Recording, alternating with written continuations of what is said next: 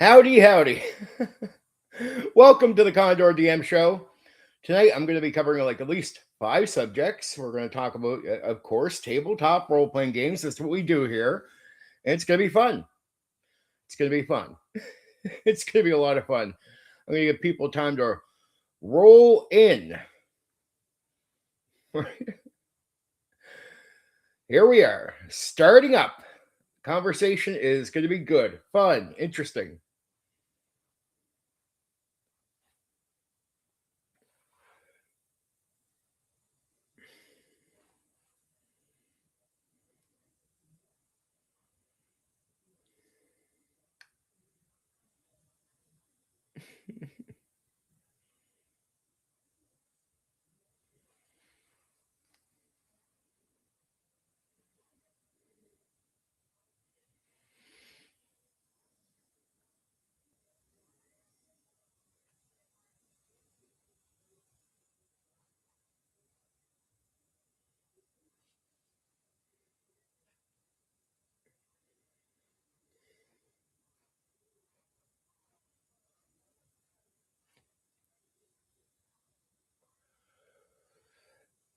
I call off script like my casual time. And if you ever come to the stream when I'm covering a game, before I cover it, I'll smoke. So casual time to me on here is casual. It's as casual as I'm going to get, right? So I call it I sort of call it like my Joe Rogan time, right?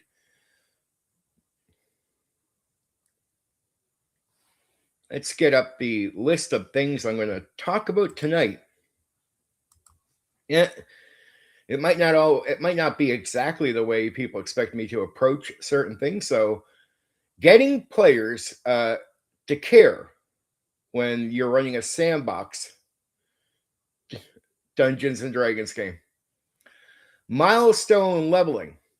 I want to look at it from the old school view of milestone leveling and how it was really pushed compared to the way people talk about the subject today, which is not the same. Multi-classing in Dungeons and Dragons. Of course, a little bit of a D&D theme here. No doubt. It's D&D mainly. Dungeons and Dragons. My take on why the alignment system fails overall, and non-player character social interaction and how that can be used, or just like social interaction, period. I've had a few different takes on this, but I have a unique take tonight. Something good. And I'm definitely at one point going to make the point of how players are when they're satisfied with the game compared to when they're not. So mainly it's 5 subjects, but that little add in at the end is like a bonus. So what's it take to get players to care, like to act in a sandbox game where you drop them in? Milestone leveling. What's my take on it compared to the way it's talked about now and the way it was actually handled in the actual old school era? My take on multi-classing for Dungeons and Dragons, my take on why I think the alignment system fails, like as it is. I know people heard a lot about the alignment system, but I think I have a take on it that makes a lot of sense, but we'll hold up. And then ways to use non-player character social interaction to improve the game. So, yeah, 5 subjects mainly, right? And then even a sort of a bonus. What are players like when they're satisfied with a game? In many ways, compared to when they're not completely satisfied with what they're doing, right? So let's just one more time here before some more people pop in. Getting players to care when you drop them into a sandbox campaign. This is a Dungeons and Dragons night. There's no doubt about it. Milestone leveling, as it was really handled in the old school. I want to talk about that. Not the way people talk about milestone leveling today is completely, alternative to how it was actually handled in the old school. The conversation today about it doesn't relate to how it was really done. And then talk about multi-classing in D&D, and again, how the alignment system fails. And finally, a unique way to use non-player character social interaction. Not so much unique, but anyway, it's my take on a good way to use it for the game, right? So there you go. We're going to talk about 5 things tonight for sure. And even sort of a bonus is like how are players when they're satisfied with the game? Like, what's the mindset between players that are not completely satisfied and players that are satisfied with what they're doing? I'm going to bring some nuance to the conversations that I think is sorely needed, because a lot of people talk about certain things. They simplify things down to something that I don't think it really is, or at least it was. And I like the old school way of handling a lot of these things. And so, yeah, bring some nuance, bring some truth to certain topics that, well, it depends on how you take it. But I think it's just there's some truth in there that's just true, some nuance to the whole thing. And there. I don't. I want to wait till some people get around before I really drill into the topics. But there, I am going to be talking about quite a few tabletop role-playing game topics tonight, and that's it. That's what I'm doing. It's going to be fun, exciting, and fun. Woot! I look forward to it. All right. I never know who's watching. I have some hate watchers. I know some guys will come by here and record what I'm saying, like every single time I do a stream. I'm like, dude, okay, sure. Okay.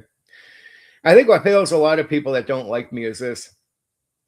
Why they'll go around and show something I've done or said, and it's like, oh, look at what he said, and they're doing that, and it's like, well, dude, I don't talk too much different than a lot of other guys that do content for tabletop role-playing games in the old school. So if people don't have a bias against me, they don't have a problem with the other guys doing it. And you'll notice they don't really have a problem with me doing it.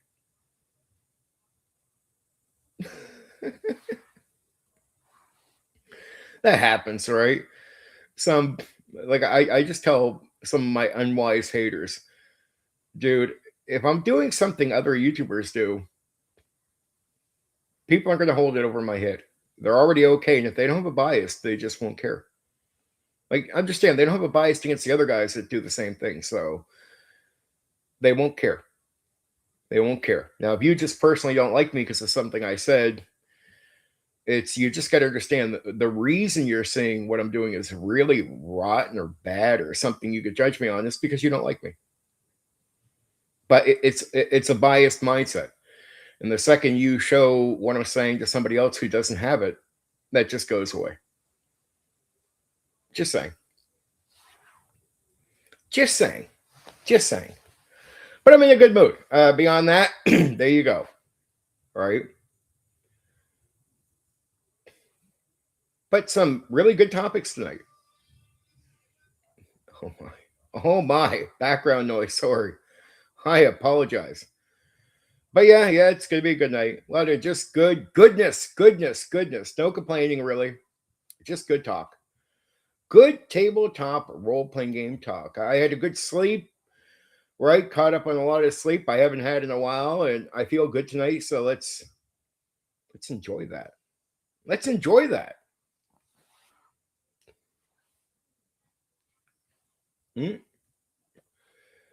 Let's 100% enjoy that.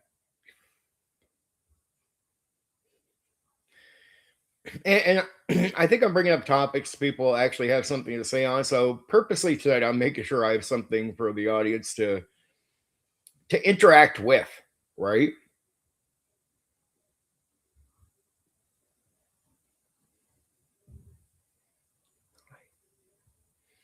Hi. Hello. Hi. How you doing? You can say hi anytime you want. That's good. We can talk. How you doing? Usually, usually I do the streams to perform for people, but the off script streams are mainly for interaction. It's not that I'm here begging chat to actually have to talk with me. I don't like doing that at all. But there's been so many nights where when I first started doing these streams, where people wanted to talk, and it's just like I said, okay, well, what I'll do is to make sure when I'm covering my games, I like to I'm going to entertain you. It's like I started making these off script streams to sort of an approach to open the door for people to chat with me that want to. I don't get all bothered like other YouTubers. Some of them will get really bothered when people don't interact with them. I'm like, no, that doesn't bother me. And I think they do that, especially when they don't have somebody on the stream with them. Like it becomes that they depend on the somebody else being there to talk to them. I'm like, dude, I I can usually talk with just myself, right? Oh my. Oh my. Okay. Give me a second.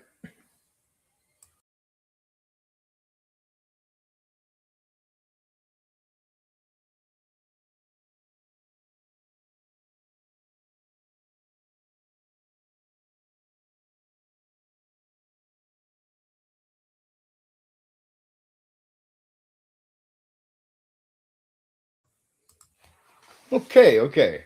Okay. When you have family over, and it's like I don't like mind them, doing something in the background, but I'm like, dude, please don't play the music so much. The mic is like picking it up like crazy. It's so unprofessional on YouTube.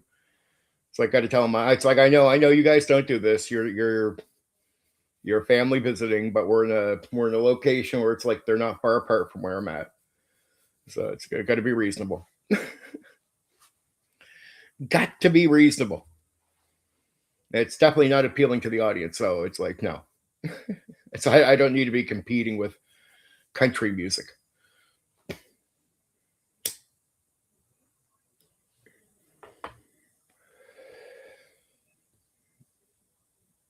That's it. I mean, I don't want to pour too much into a subject, really, because it's. I mean, I probably will at one point here. Depends on how soon somebody shows up or not, and just start talking. Just start talking because you can't have a stream where I'm just like, wait, not much is happening. Like I can't do that. That just is not going to work. But yeah, these are chat streams. Chat streams. Now I get there's a limited amount of people I'll have interact with me in chat because it is for subs, people that support me mainly. So it's you can't just freely post here if you're not sub to the channel. And I only have so many guys that really because a lot of guys that are in my audience are very shy people. Like I talk to more guys in like DM on Discord than I do like say in open chat, just because I'm in nerd world and that's how it works. Some guys talk to me that just don't. I'll be real with you guys because there's so much controversy around me, not made by me, made by other people. That some people talk to me in private that don't want other people to know that they talk to me. That's real. Like I talked to a few guys that just do not want people knowing they talk to me, but they talk to me, and they talk to me often, to be honest. But yeah, that's just how that is. I have no control over that part. Some people don't want heat for talking to me. Whatever. I don't know. They're going to get heat in the background. Seems like an overreaction to talking to me, but whatever. And then I have people that like to stop by and chat. Just got to give them time to get around. Right. Never know who's going to say hi tonight. Should be fun, though. Should be fun.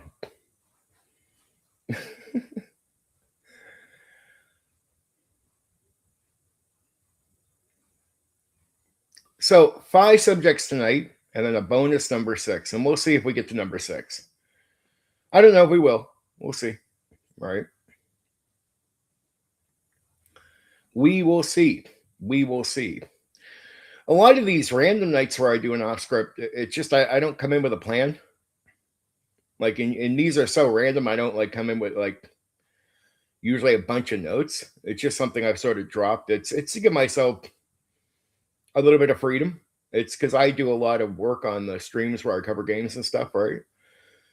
It's like, well, I don't mind streaming when I got the time, but it's like some of these streams I can't always be just busting out all kinds of notes for it. I don't get the time. Sometimes it's like I go all day. It's like I get home and I could do a stream, but it's like, dude, I have 20 minutes. I'm not going to sit here and bust my head. We'll just go random.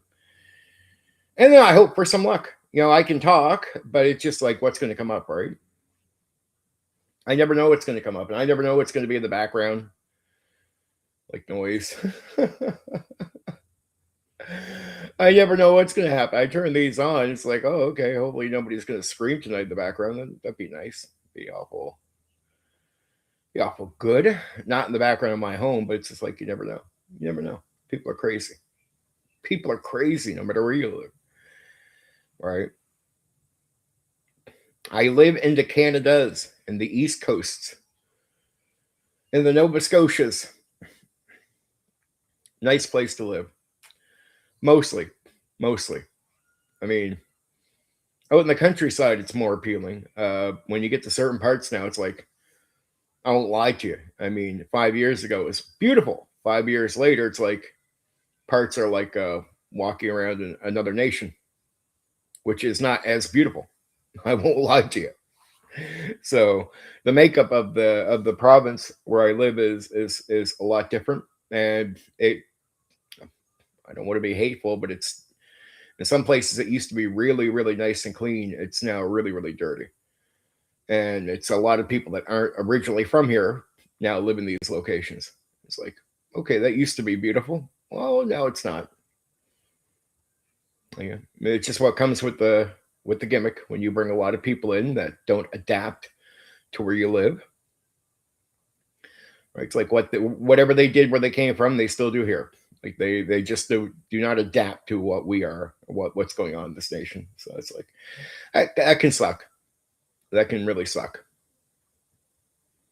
It's like you get to places where, because Canada, I live in Canada, and we used to be an extremely high trust society, but I say used to because I think that's gone in most places now. There's places where you can go where there's be no fencing because the people would never have to worry about somebody coming on to their farm or their areas and stealing stuff. Now stealing stuff is so common they have to put up security. And it's not people from this nation that are doing it. Trust me on that one. It is you. You adjust, I guess. I don't know. It's not like I have that much authority here. But there you go. There you go. I live in Canada. We're going through changes like everyone else. Not happy ones.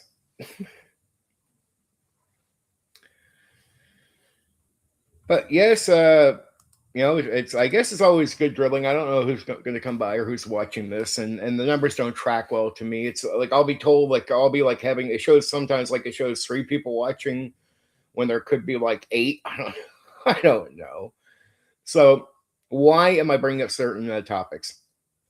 So tonight I'm covering how do you get players to care when you drop them into a sandbox.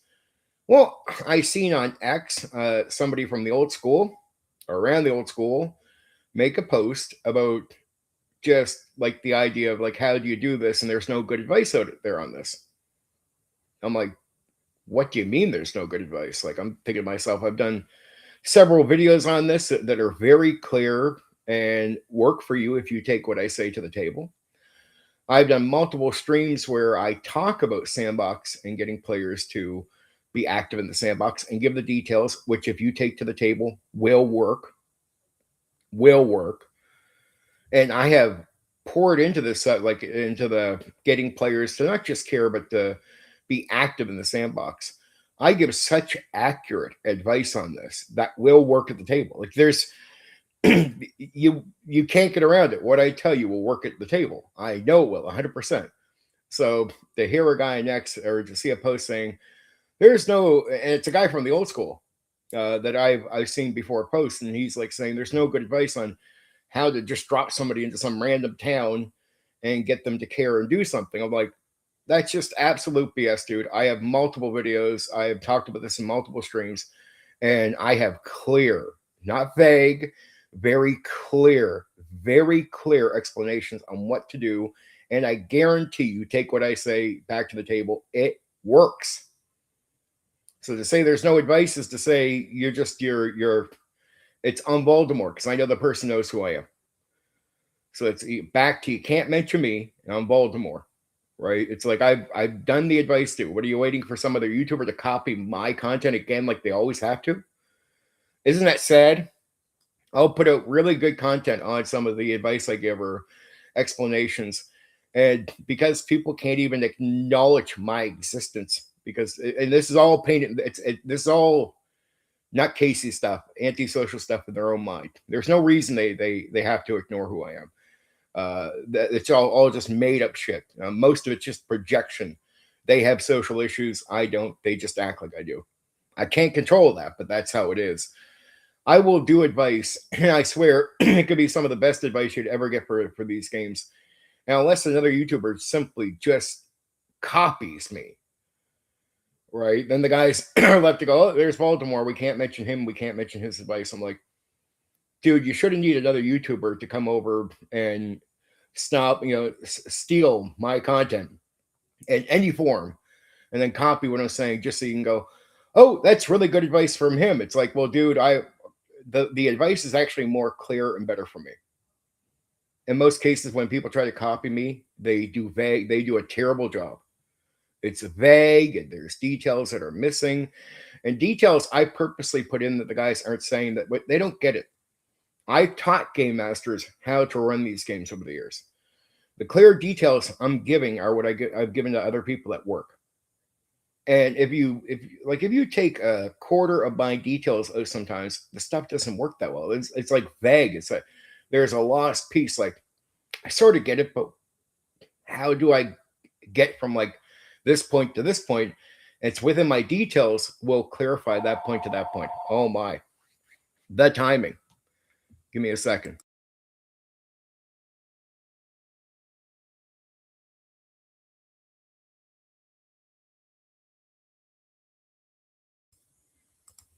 I ignore scam calls. Oh my, scam call. So that gets ignored right away. Sorry about that. But yeah, it's sad to see that I can be Voldemort for some people, so they can't even mention my name, and then they can't take my advice, which is going to be really good for the table for them. And then they need another YouTuber that's going to come by, watch my content, and go try to repeat in very usually terrible ways and vague ways on their videos or their streams. Try to copy what I'm saying. I'm like, dude, I've given a better explanation. Like, you should be checking me out. Like, I've done the teaching game master successfully for decades. It's something I do commonly. Like, I actually teach people how to run these games. Like, my advice is not vague, it's very spot on and works. And I'm not trying to brag, it does. And a lot of guys that I've shown how to run the game, they are very successful in the process after me teaching them what to do.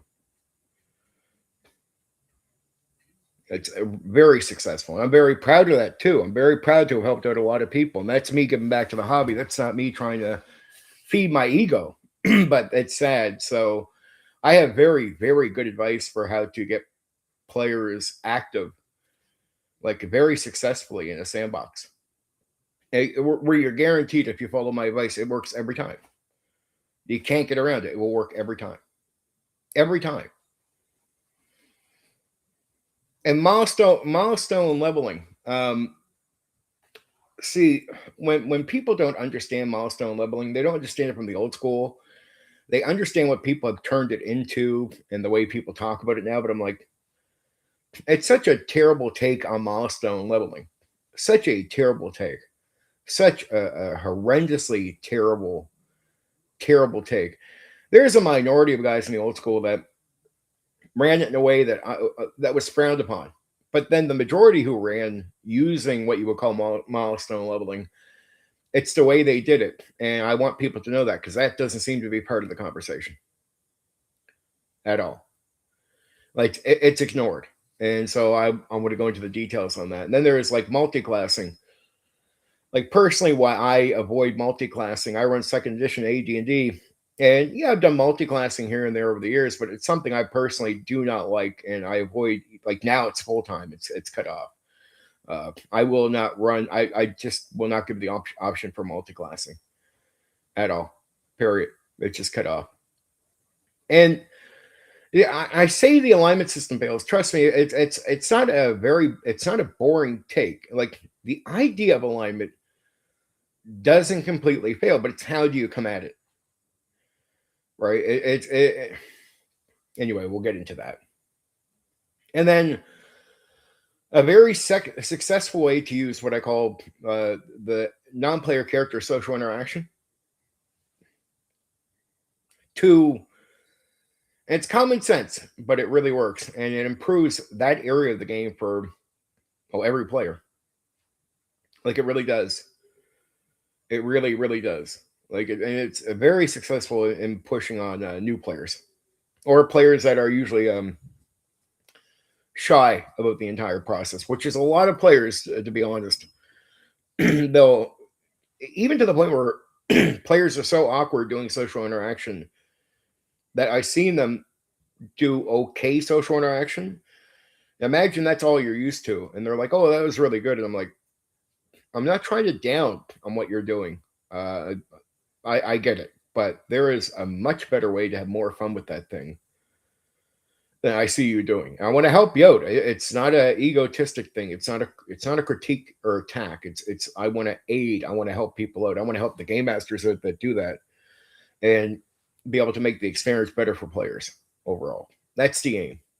That's all of this, all tonight's talk is about improving uh people's situations and different ways of looking at things. So it's all about being positive. This is not a critique night of attacking people or saying people are dumb. And it's up to people how they take interaction. I'm not like again, like I want to make this clear, like I have recently. How you do something at your table is your business. I'm a guy on YouTube, right? I'm telling you what I think, what's worked for me over the years, and you have a choice. You can hear me out and consider that part of like sort of a brainstorm conversation you're having when you're considering what you want to do or how you see things. And if you don't agree with me, you could turn the channel. And if I see you, I'm not going to come to your table, whoever you are, and tell you and your players you're doing it wrong. So if you tell me you and your players are happy gaming the way you are, it's it would be alternative to what I tell you or what I tell you I think. It's great, dude. That's completely fine. I have no intention of ever coming to somebody's table and saying, well, you should do it how I say. No, it's just man, I'm telling people what I think. I'm giving advice maybe to people that want to hear advice. I'm giving thoughts to people that don't want to consider things, and we're talking out loud about ideas. This is the open square of ideas. Oracle of the Dungeon. How you doing, dude? This might be a really good. Well, it depends on what you're looking for. So tonight we're talking about. At one point, I'm going to really dig into this stuff. So it's going to be focusing on like how do you get players to be interactive with a sandbox, like when you drop them into a place, like at the start. Because a lot of people out there say they have problems with it. And recently, I seen a post on X, which I've seen post before, saying there's no good advice for this. And I'm like, well, I've given out all kinds of good advice, but I guess since people feel there's not good advice for how to get players to be active in a sandbox, well, we'll go over it again. I'll give some really good advice for how to get your players active with their characters instantly. And it will work every time. Like the advice is guaranteed to work. You take it back to your table, boom, works, no problem. So it's solid advice. And just some thoughts on that. And then milestone leveling, and not the discussion that's happening today. Cool. I want to cover milestone leveling, but I want to give an alternative view of this because I come from the old school era. I started in 1987, and the way milestone leveling was done is different than the way they talk about it today. The way they talk about it today is back in the old school, there'd be a minority of guys that would do it in a very specific way. And it was usually frowned upon back then, but they weren't the majority, and they were usually the minority. I find nowadays when they talk about it, it's like what the minority was doing back then is what it is to people today. And I want to give a take on milestone leveling. I think it's just ignored in the conversation today. And then I want to talk about, like, I mostly, when it comes to Dungeons and Dragons, run a AD&D second edition, and I do not like multi-classing. So I want to give some of my thoughts on multi-classing, and then I want to talk about what the alignment system, why I think it fails, and a very alternative way to come at the alignment system. And then I want to finish it off with a non-player character social interaction, how that can be used in many ways to improve the game, right? Improve the experience for your players. If done in the way I'm going to talk about it, very common sense, but just a unique way. And then the difference between players that are, the last is like a bonus subject if I can get to it, which is what are players like that are satisfied with the game compared to what players are like when they're not completely satisfied with the game. Because there is a difference, right? Like I could take a guy out there, and if I put him into a game where he's completely satisfied top to bottom, his opinion about what he needs, what's going on in that game will be different than if I put him in a game where he's not completely satisfied. And I just want to really talk about that because I think that's important, because in some cases you'll see players complain about something when they're not completely satisfied. When if you put them in a game where they're satisfied, the same issue, even though it exists, is no longer an issue. Right? It's like, I think that's important to know. Because if you think players are just like, well, we automatically have all these problems, I'm like, well, I know that's not completely true. I know if I put you in certain elements or certain types of games where you're satisfied to a point on certain other things, these issues are no longer an issue for you. They go away. Like, but they still exist there, but they go away. And that should be talked about because that's nuance. There's complexity in the thinking there. And it's like, so I tell people in the hobby, don't take everything you hear as absolute. Like, nothing is absolute. Somebody says, oh, I have a problem with this. I'm like, well, that's under these conditions. I understand why you have a problem with that. But I guarantee there's other conditions where a lot of things you might say you have an issue with, suddenly you won't have an issue with it under different conditions, right? And that has to be accepted. That nuance is lost in the conversation.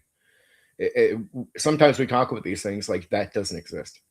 And it does. And where it's almost never brought up, it's worth bringing up, right? It's worth talking about certain things. My experience with players over the years, where I've had a lot of players come in that are very satisfied with my game, and I hear complaints from them or things they say they will or won't like, and then when I get them into a game, it's like, oh, well, that seems to have gone away. It's like, now it's acceptable. Yeah, well, yeah, it's in your game. It is. Yeah, that's nuance right there, right? So we're going to hit on all those subjects. I'm not going to dig into them yet. I got a lot of sort of like notes, just things I want to say on each one. So it's not going to be too general.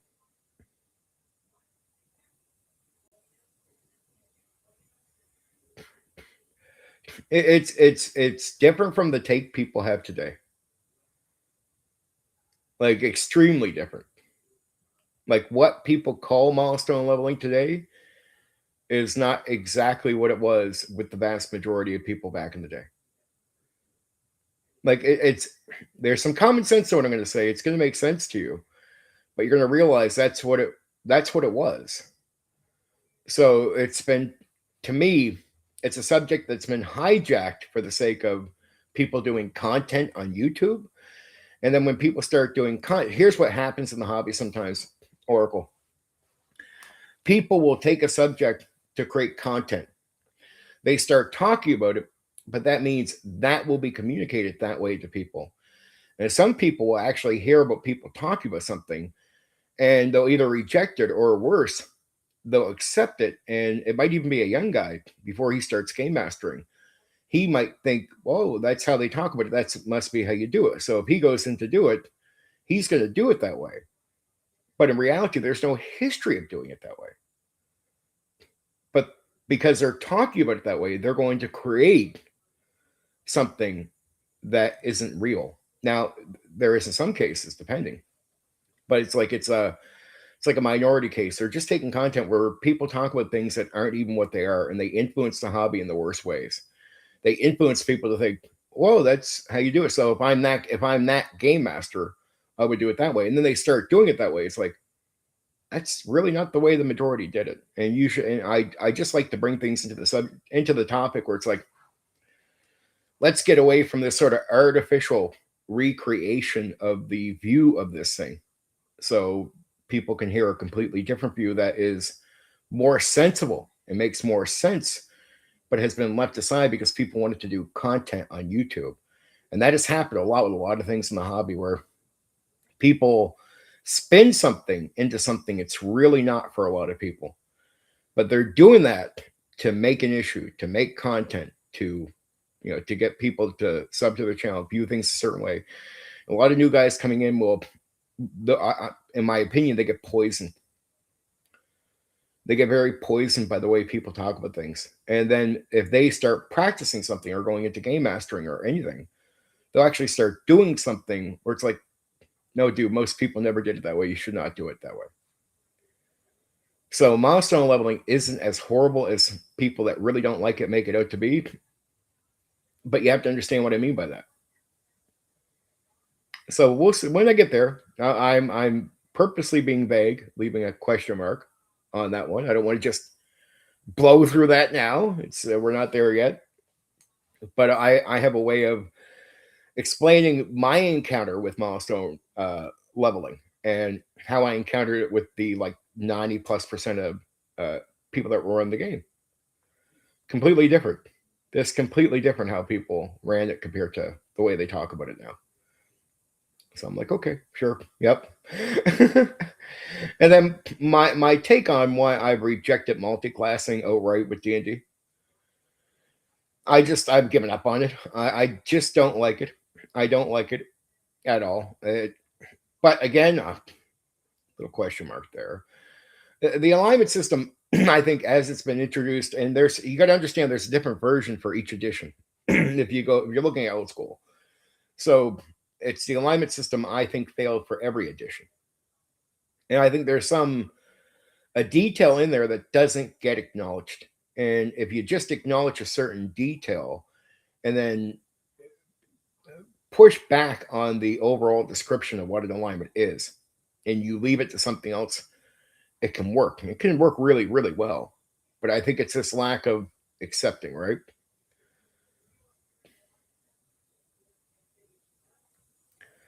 I'm not talking about leveling up at all, but I hear you, Bill. Me personally, it's just it,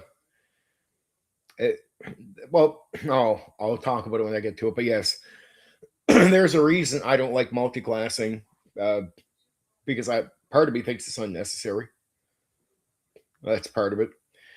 And then NPC social interaction, things I don't see game masters do with it too much, and it's I think it takes away from part of the game that should be really comfortable and fun.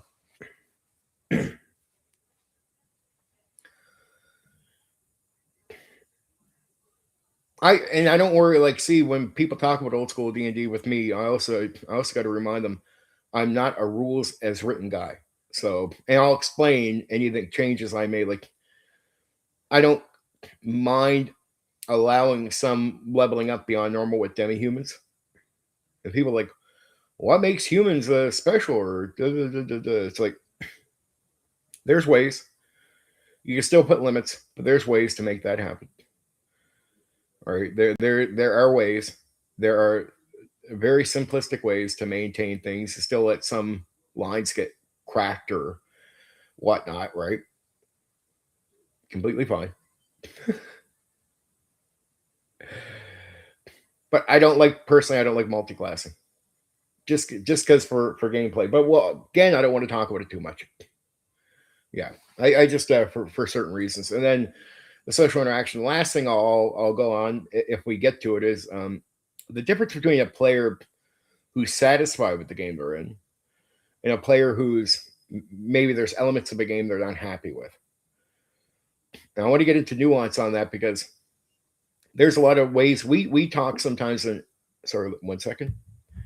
and absolutes in the hobby, where a player will tell you, I'm not into this, I'm not into this. I'm like, okay, I think some of that's probably BS. And they're like, what do you mean? I'm like, I guarantee there's you should talk in nuanced ways. I'm like, there's a lot of depends on the conditions. Like I met players that will tell me they're not happy about something before they join my game. And then they're so satisfied with my game when they get in, that same element no longer bothers them. I'm like, you should never think in absolutes, dude. And I tell people in the hobby, don't make decisions based on what you think is absolute. Be open minded. It's like, oh, you think you won't be into this? Well, so you tell me. You tell me you won't be. But I don't know how many players over the years that I've dragged into things where they told me they wouldn't be into it, and then they're suddenly into it. I'm like, hey, you're into it because I'm offering you a different situation, a different condition to go into this thing with than the guy who previously ran games for you. So I get under those conditions, maybe under that way of being presented the game, that person says, I don't like this. I'm like, well, when you get to me, I'm going to be a different situation, different conditions, different and whatnot. So I hate when people talk in absolutes, but we have a few people here. So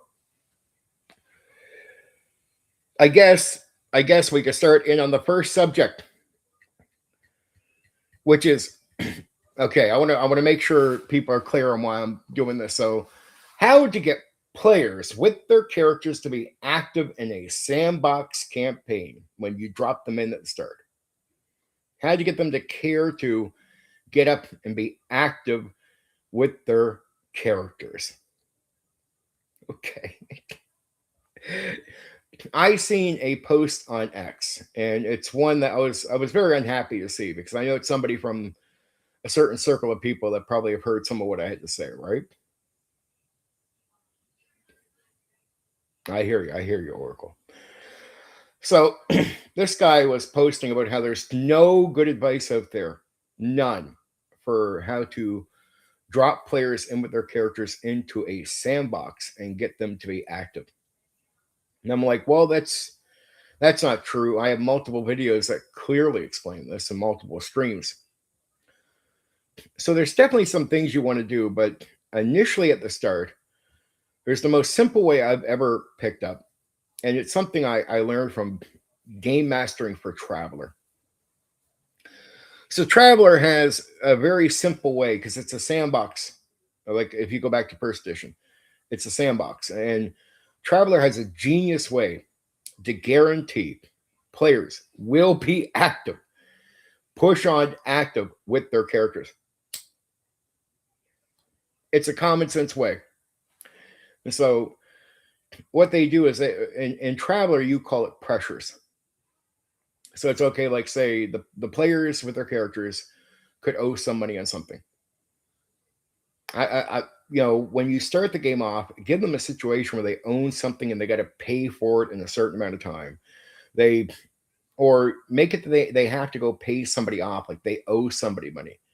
But some type of form of pressure to get them to be active right away. That's a guaranteed way to get activity, right? That's a starting point. That's a starting point. They have to go pay something off. If they sit around for too long, there's going to be issues. You make sure the group might know one or two people that can come by and talk to them or make offers.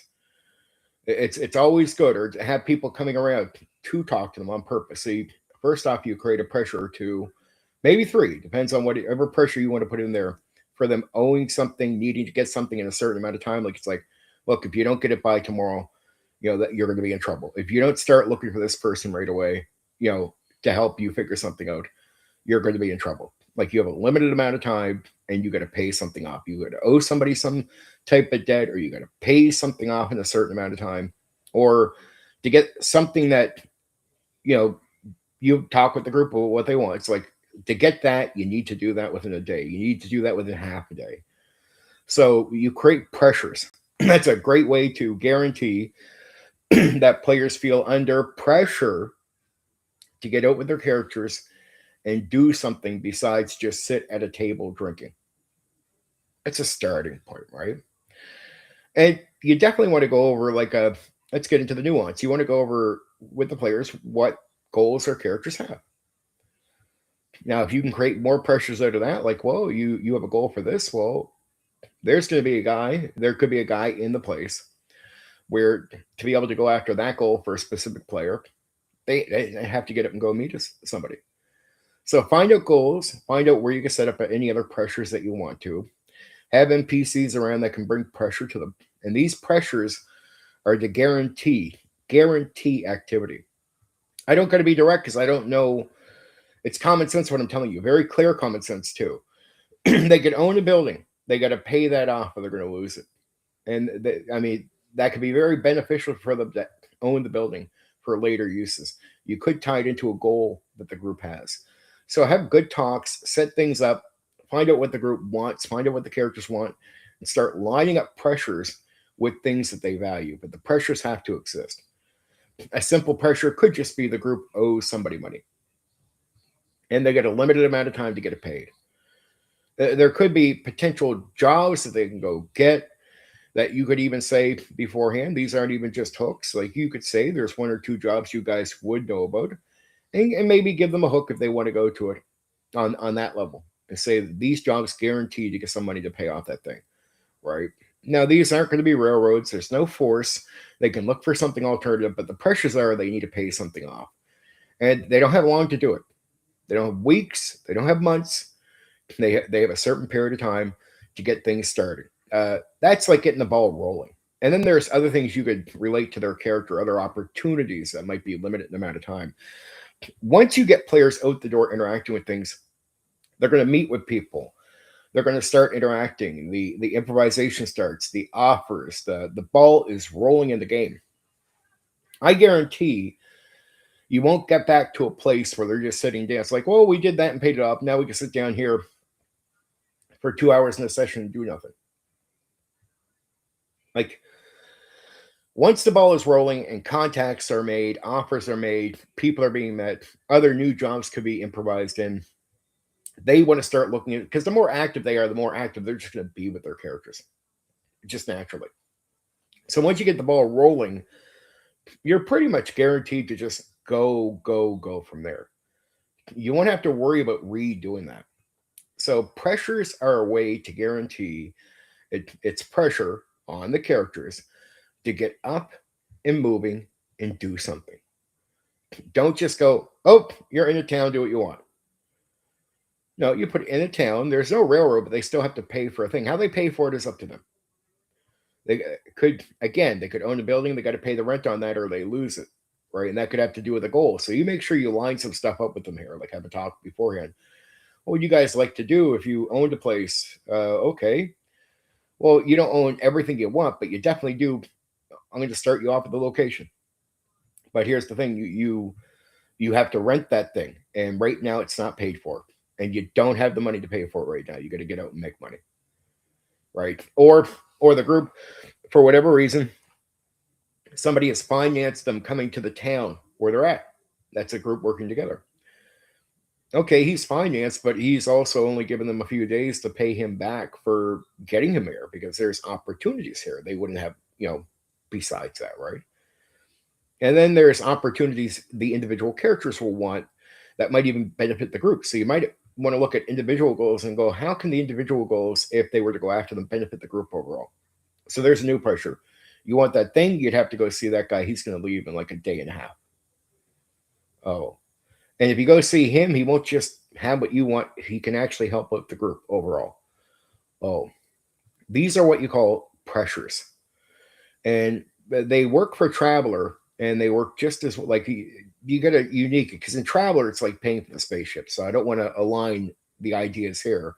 When you go back to D&D, those same pressures keep you moving as players, right? It's not even about worry about caring. It's just they want to play a game, right? So you need to give them a reason to get up and move.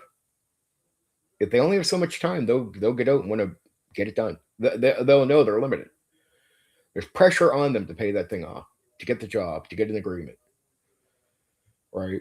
Now, it could be that they only have a week, but I mean, how long could it take to do a job to pay somebody off? Could take days. So you want to put pressures on them that guarantee they have to get up or the world's going to roll them over. They're going to lose opportunities, have somebody want to cause trouble because they're not paying them money back, lose the ability they have. The guy who could have helped out, a certain character and helped the group, well, he's going to be gone by tomorrow. Sorry, you didn't make a move. He's gone. Right.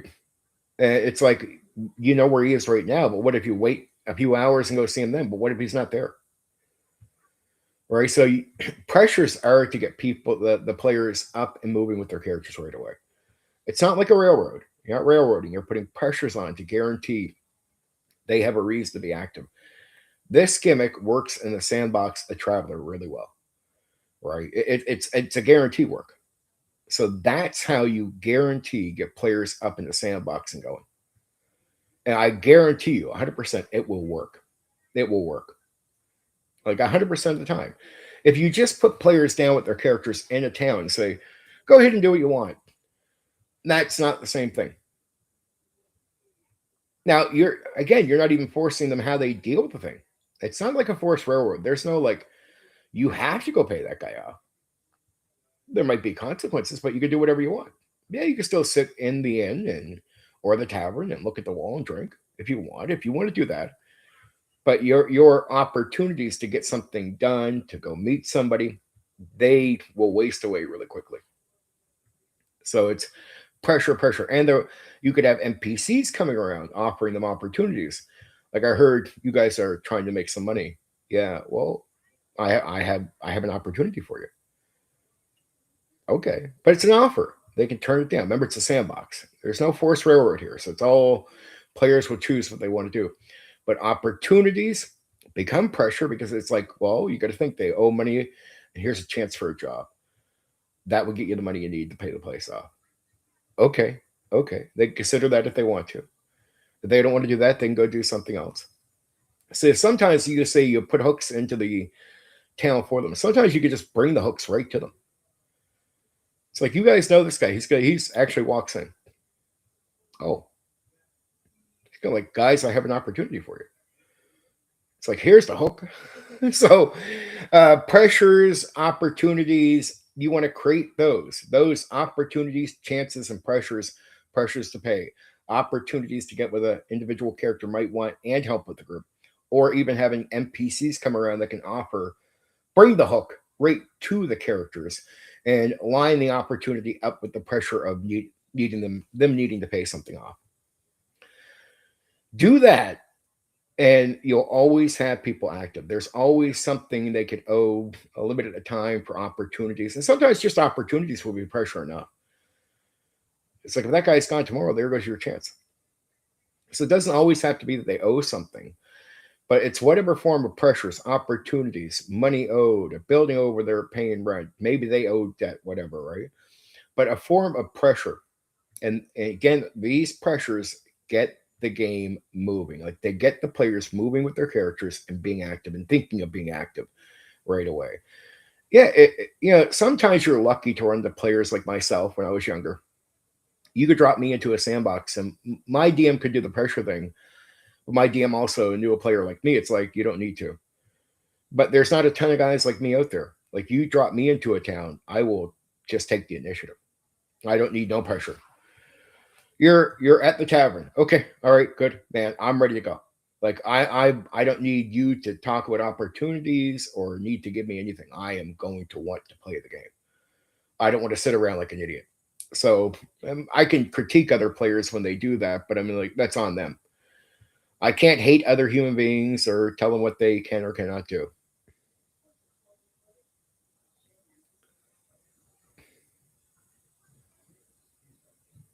But yet, it's Oracle. If you just do it right from the get go, you're guaranteed safe. So if you're someone who's ever, or anyone who's ran into the problem where there's players like, oh, I don't know what to do. I just personally, I don't get that with people. Like, I'm so different that I sort of get it. There's enough people out there that are just like that, but I'm like, dude, if you put me into a game and give me freedom, I love freedom. I don't want to waste it. I don't want to just do nothing with it. I'm ready to take the initiative, and it's I don't need somebody to intellectually, in some detailed way explain to me that I have to take the initiative. That's obvious. Players should know that going into the game. But regardless, a lot of guys out there either don't explain it that well, or some players don't take in things that well. Like, you guys got to take the initiative. They still don't. Sadly, that's a lot of players. And it's only a minority of players that really extremely take the initiative when they're given complete freedom. That's just the sad truth. Even though you think that would be the obvious thing everybody would do, right? They don't. A lot of players don't take the initiative. But it could help. Like, I tell other people, it's like good to have a good talk with your players about their goals. Make sure they it's like, yes, of course, you don't have to have the character fully developed on who the character is, but there should be goals for characters going into the game. It's like, you don't have to care about backstory. What about goals? If you treat the game like it's a board game and it's just Tom the fighter, Tom the cleric, Tom the whatever, and concepts of giving a damn about goals or anything like that would sort of tie the background. If you don't care about that stuff and you put them in a sandbox, okay, you might numb out their minds for the board game approach. To me, that's not a proper tabletop role-playing game, which is not a board game. It just has elements of a board game in it.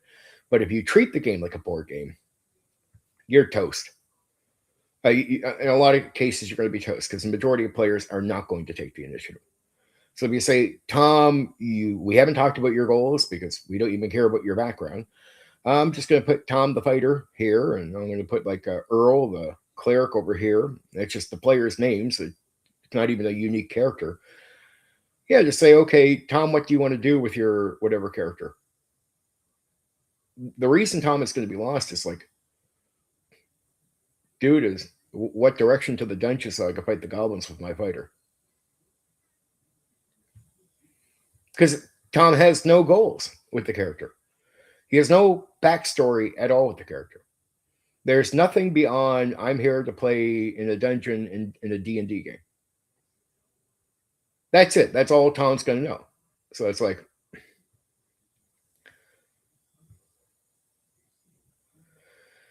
you can tell them that, but it's sometimes you get people that they lock up. They go into lockup mode because they don't know where to start. Like, who do I even go talk to find these quests? Because you have to get inside the players' minds. You put them in a town, all right, there could be like, what, 2,000 people there? Where do I go? Who do I talk to? Do I talk to the guy standing on the street? Like, just people do get locked up on this. You generalize too much. Now, it doesn't mean all players are like this, but this is when you get into the problem, when you hear the DMs complain. Oracle, we're talking about people that run to the issue. So people that go, well, I have players that take the initiative. Good. You don't have a problem. No problem for you. But what happens when you run to the players that lock up? Because this is what we're trying to help out with. It's not trying to help with players that already take the initiative. Good, they take the initiative. Good, whatever. Ain't talk to them. DMs that have a system that works for them and whatever players they have seem to work off it. Good, okay, you don't got the problem. Don't need to help you. I mean, you can listen, whoever that is, and maybe what I'm saying helps you, but what happens, clear my throat there for a second. Sorry about that. But what happens when you run into the players that lock up or run into a DM who's constantly running into these issues? And some guys out there do. And I'm like, well, and I mean, even under explanations, Oracle, they'll be like, you got to get out there and do your thing. They'll be like, okay, you got to go find the hooks. Okay. But that means take an initiative. You're telling players that are going to have a hard time taking initiative to take it. And if you're too vague, like, just get out there and pick the quest, they're lost. You start the game and they're like, they almost start looking to see if you're going to throw them a hint. And a lot of games won't. They actually hope that simple explanation gives them the idea they got to get out and go ask questions and go look. And that's what they should do. But they don't even know.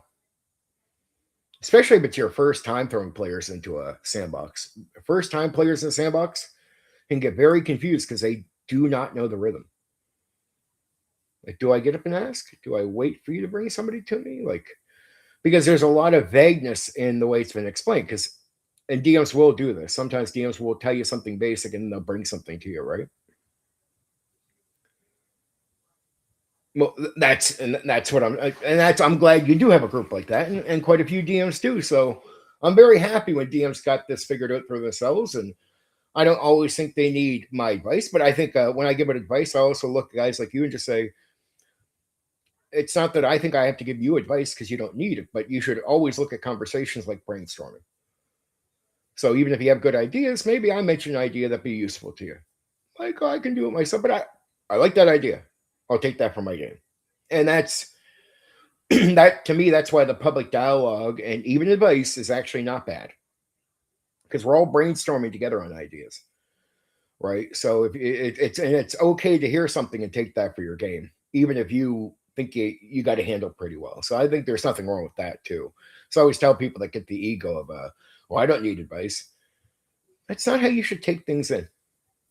You shouldn't listen to people like you feel like you are being insulted, like that guy is purposely talking to you like you need it. I don't talk to guys that as if they need the advice. But for the guys, there are guys out there that really do need it. Like we would both acknowledge who they are, because I know you've heard the complaints too, Oracle, from guys who get these players that lock up. It's so common. There's nobody in the hobby that hasn't heard somebody complain about the issue of putting players down in the sandbox and them not doing something. And it's like, okay, the urgency thing. It's giving them an idea too. Like, I do this. Like sometimes I'll start before I start the game. I'll let players know what their characters know. It's like there's hooks and you can get out and get them, but here's some of the people that you know to go talk to about it, right? Oh, it is. So it's really good to give them some helpful, really good hints instead of just hoping they figure it out by sitting there for 2 hours, right? Because sometimes they don't learn much even when they do that. It's a you got to let players learn. I agree, Bill. That's a really good thing. But there's some hints you can give to sort of start off on that first group. It's like, okay, and actually, I think some of this stuff could just work with any group. Who do the player characters know? Right? 1 second. 1 second.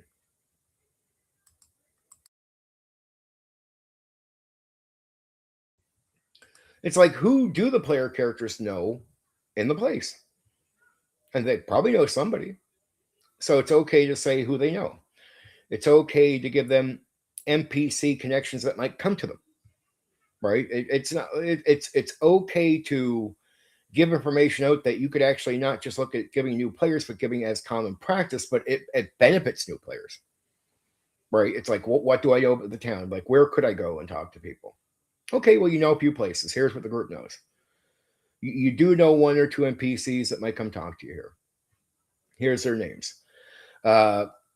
Again, we can go into the urgency thing, like Oracle is sort of acknowledging, say, the pressure stuff I'm talking about, like maybe owing something, or hey, if you wanted that thing that you were looking for, that guy will be gone by the tomorrow, or you know what I mean, in whatever amount of time. So you got to go see him at one point, or you're going to run out of your chance right there, and mix all that stuff in, and then understand just what the characters are looking for. So when you start coming up with some extra ideas of how to really come up with gimmicks to get them going or give them opportunities, you can know what the players want. But you want to make sure you're not running a game where it's just Tom the fighter or Tom the cleric, and Tom has no backstory, no goals, no nothing.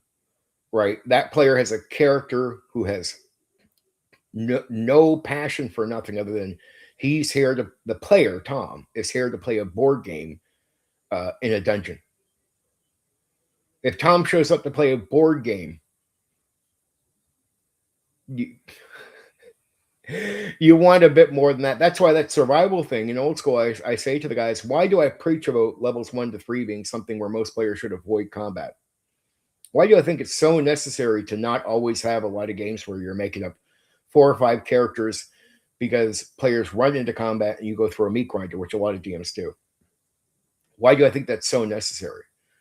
Because once you find out from OD&D up to AD&D, even first edition, that most of the time your initial character actually can survive, especially once you get some experience.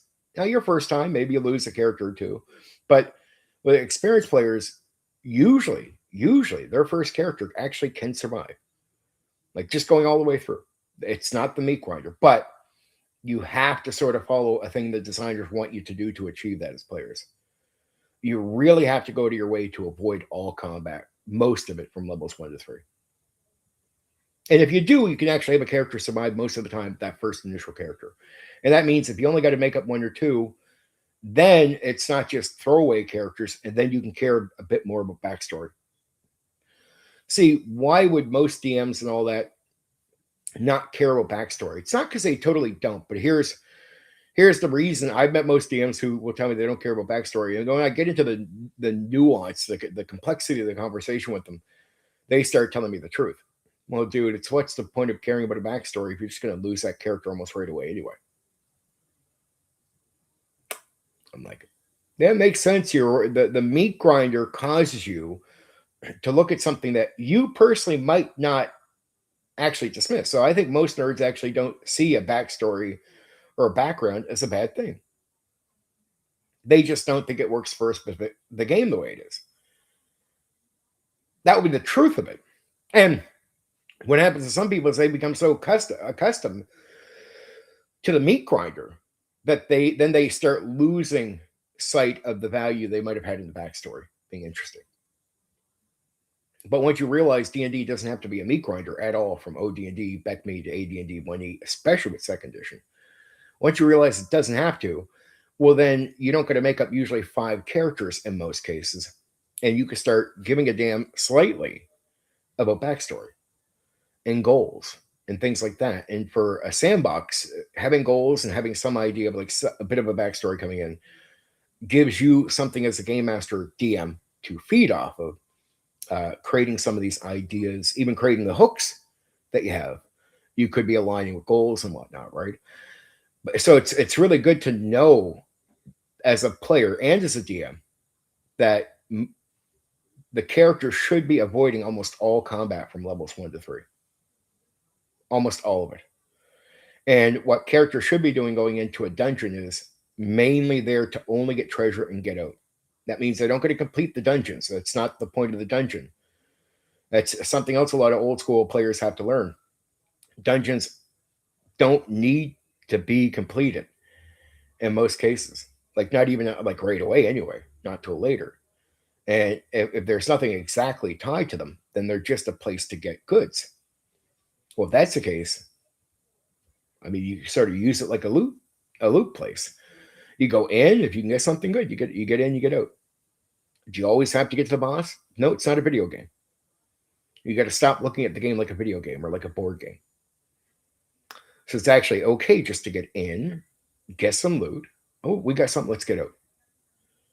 Like if you fill most of your pockets up and you're still looking, I think there's something wrong there. And that happens with a lot of players, and the DMs are pushing it. They'll actually be quite hefty on the gear they got. It's like, dude, no, get out now. Right? Like if you got some treasure, get out. Get out. And it gives you all kinds of ways to get experience points outside of just doing treasure. But you can avoid almost all combat with no experience early on. And you should. Most part, you should be doing that. And what you do with the money, even if you're getting out without enough for a level, you're still getting out with some money. Right? That's enough. That's experience already. And you can get better gear. So you're more protected. So even if you're pushed into a fight, you could maybe kill the leader, get them to back off really early, not get killed right away. And you're also going to try to wisen up with making sure you're not dealing with too many traps. And here's the benefit for most players. A lot of DMs don't use traps anymore. Like barely use traps. It's not the same game as it was.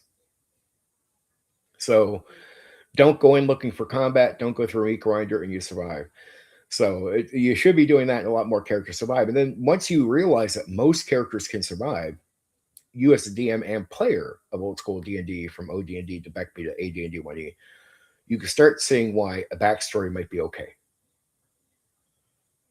And you can go back to valuing something again that as nerds, I think we actually should value. I mean, there is an overkill limit to me. I don't want 3 pages of backstory, but I have no issue with somebody bringing me half a page or a page, to be honest, right? And then you feed into that, especially with sandboxing. It's great for coming up with new ideas. Like it's like you read through it, it's like, and you got to make sure most of the goals or stuff that lines up for one character can actually be applied to benefit all characters. So you're not just doing these separate stories, right? Just in case for some reason a player can't show up, well, then even if you go after that job, it's still good for the group. So you want to make sure you know how to measure that in there. And then it's going to give you ideas. Like their stuff should be able to feed into your brainstorming and your own ideas for what you want to create. And the idea of the sandbox is really you're building the game around the player characters. You're not building a railroad. Actually, you should be intending to want to build around what they want, their goals. It is about their actions and what they want. And the game becomes about them in that way. All right. It becomes about them. It becomes about their actions. It's you want to accidentally start railroading in the sandbox. That can happen too, where it's like, okay, the players are going over here, but you come up with a big idea over here, but they're not actually going over to that thing. And now you're going to try to start forcing them over to it. Don't do that. It's one of these things where I tell DMs to invest, and there's nothing wrong with investing in your creativity, but invest where the players are being active. Right? Doesn't matter how good the idea is over here. If they're not doing that, okay, put that one aside. I mean, if they come back to it, fine. But if they don't, stop investing passion into that. Always focus on investing where the players are putting their time and effort. But that's how you get overall, everything I just said is a good way to make sure, and especially old school D&D game, how do you drop players into a sandbox and start applying everything? Well, a bit of background helps. Some understanding goals helps. Pressures help.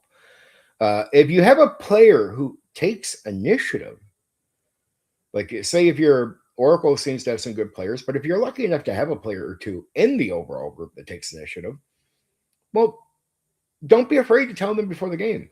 On top of all the other efforts you're making, giving them information about where they can meet NPCs that might be connections. Tell them it's like you guys take the initiative all the time, so this is really like, please go ahead and push the group towards stuff. Like let players that are going to do that do it. Oh my.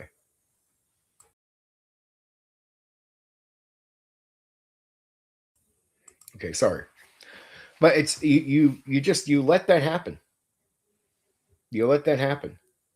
Players are going to, if you're lucky enough to have players to take the initiative, just say, like here, it's not about leading the group, like leaders, but definitely tell them like, hey, I really appreciate if you guys know what you're doing, like to definitely push the game. Don't be afraid to say that to them. If they naturally take initiative, make sure you're on them to do it. It's like I will talk to players that are very active. Say I got a shy player coming in, or just a player not talking much, right? I will definitely look at my players that are really socially interactive in the game, like talk to their characters, really talking character, really talk a lot in the game. I'll be like, well, when we get players that come in that are shy, man, I really expect you guys to give them some time. Like let's take advantage of what you do and what you bring to the table. Like on top of it's going to be a funner game overall since you're socially interacting with the setting. You can also make it more fun for the other players. You can improve the experience for the other players. Right. So I definitely ask players that are more socially interactive. If you know somebody shy, put some stuff on them. And guys that are like really I talk to well, I'll put an NPC on talking to a shyer player with their character.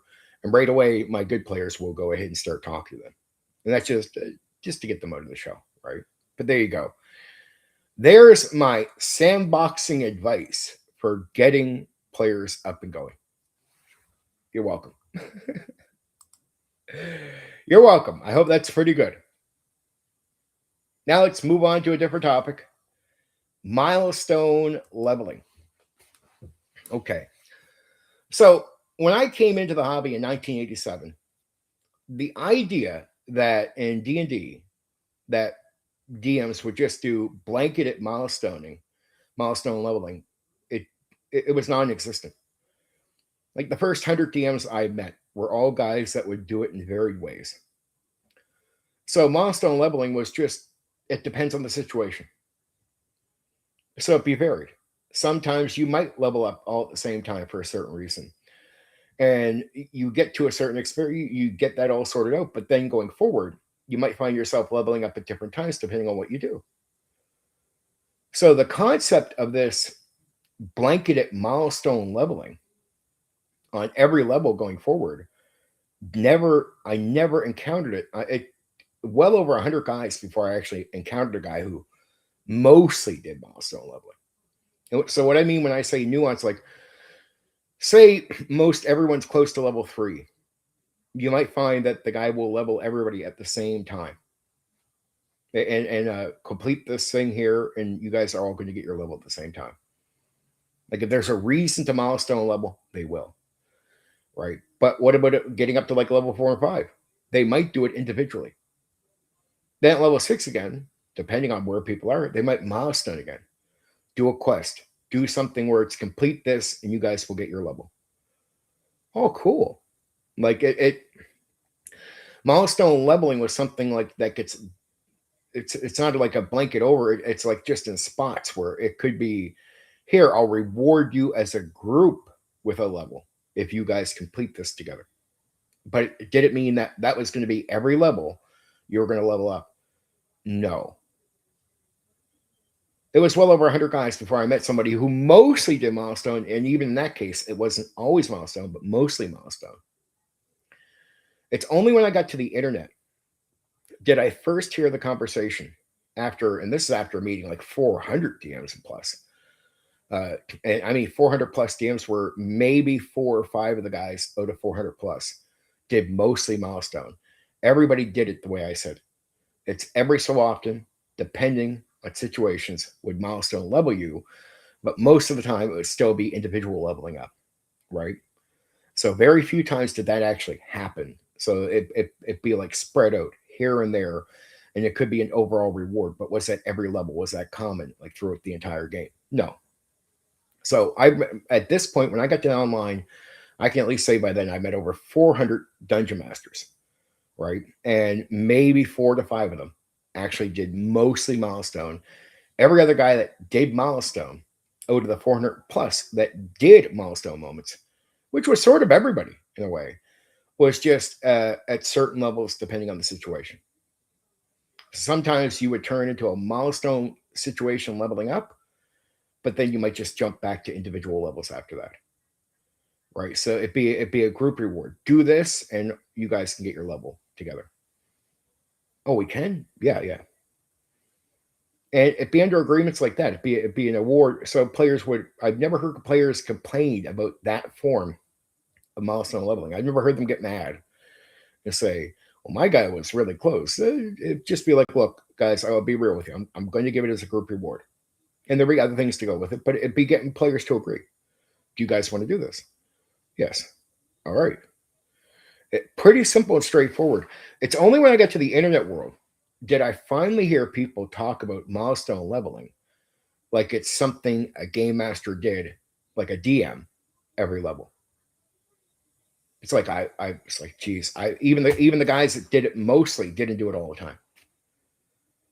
It's like I met over 400 some guys, like they have never done it this way. What are these guys talking about? Like the conversation was lifting something that I knew was happening, but it was a complete misrepresentation of what was actually being done.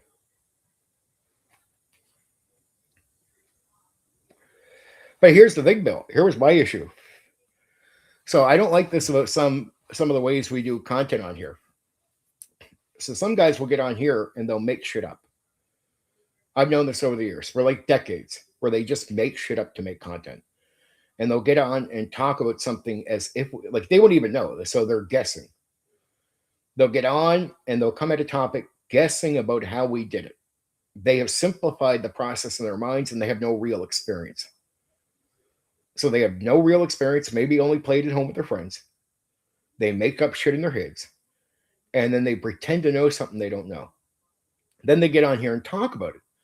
And then other people that don't know what the fuck they're talking about will also think, well, okay, that guy says it. It must be that's the case how it goes. And next thing you know, a generation of young people will hear these conversations, and they go, well, okay, if I want to go DM, I might be a milestone guy. I might do what they're talking about.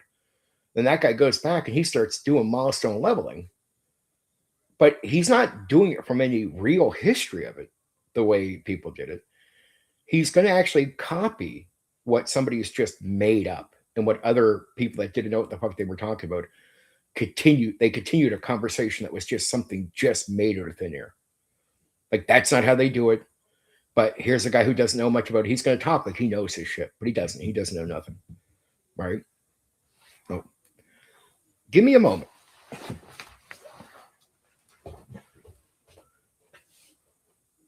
Okay, no, that's not for me. I almost thought that was the door, fellas. Sorry about that. But I hated it. I noticed right away people would do this with many topics where they wouldn't know what the fuck they were talking about, that they would get on and talk with authority about something they had. Oh, I apologize. That was for me. Can I just get a couple more to take you going? Oh, yeah. Is that enough? Yep.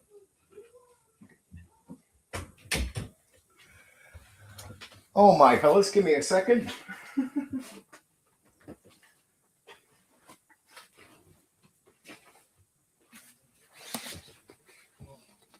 I thought I heard somebody at the door.